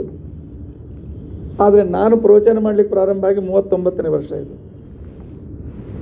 ಮೊದಲಿನ 39 ವರ್ಷದಿಂದ ನನಗಿಲ್ಲಿ ಆಚಾರ ಬಂದ, ಕೊನೆಗೆ ಆಚಾರ್ಯಗಾನಂತ ಜೊತೆಗೆ 15 ನಿಮಿಷ ಅರ್ಧ ಗಂಟೆ ಪ್ರಾರಂಭವಾದದ್ದು ಅದನ್ನು ಅನುಕೂಲ ಮಾಡಿಕೊಡ್ತಾ ಇದ್ದಾರೆ. ಇದೊಂದು ಸೇವೆ. 2 ವರ್ಷ ಕೊರೋನಾದಿಂದ ನಿಂತೋಗಿದ್ದಿಲ್ಲ, ಮನೆಯಲ್ಲಿ ಕೂತಲ್ಲಿ ಎಲ್ಲರೂ ಕೇಳ್ತಾ ಇದ್ರಿ, ಇನ್ನೂ ಹೆಚ್ಚಾಗಿ ಕೇಳ್ತಾ ಇದ್ವಿ ನಾವು. ಆದ್ದರಿಂದಾಗಿ ಇಂಥ ಜ್ಞಾನಸತ್ರ ನಮ್ಮ ಜೋರಾಪುರವರು ನಡೆಸ್ತಾ ಇದ್ದಾರೆ. ದೇವರು ಅವರಿಗೆ ಇನ್ನೂ ಆಯುಷ್ಯ, ಆರೋಗ್ಯ ಎಲ್ಲದರ ಜೊತೆಯಲ್ಲಿ ವಿಶೇಷವಾದ ಜ್ಞಾನ ಭಕ್ತಿ ವೈರಾಗ್ಯಗಳನ್ನು ಕೊಟ್ಟು ಇದನ್ನು ಅವರೆಲ್ಲರೂ ಮುಂದುವರಿಸುವಂತೆ ಪರಮಾತ್ಮ ಅನುಗ್ರಹ ಮಾಡಲಿ ಅಂತ ತಿಳ್ಕೊಂಡಂತ ಹೇಳಿ, ಆನಂತರ ಈ ಎಲ್ಲ ಆಡಿದ 2 ಮಾತುಗಳನ್ನು ನನ್ನ ವಿದ್ಯಾಗುರುಗಳಾಗಿರ್ತಕ್ಕಂಥ ಮೌಲ್ಯ ಆಚಾರ್ಯರ ಪಾದಾರವಿಂದಗಳಲ್ಲಿ, ಆನಂತರ ಪೀಠಾಧೀಶರಾಗಿರ್ತಕ್ಕಂಥ ಸತ್ಯಾತ್ಮ ತೀರ್ಥರು, ತದಂತರ್ಗತ ಭಾರತೀಯ ರಮಣ ಮುಖ್ಯ ಪ್ರಾಣಾಂತರ್ಗತ ಪರಮಾತ್ಮನ ಪಾದಾರವಿಂದಗಳಲ್ಲಿ ಸಮರ್ಪಣೆ ಮಾಡ್ತೇನೆ. ಶ್ರೀಕೃಷ್ಣಾರ್ಪಣಮಸ್ತು.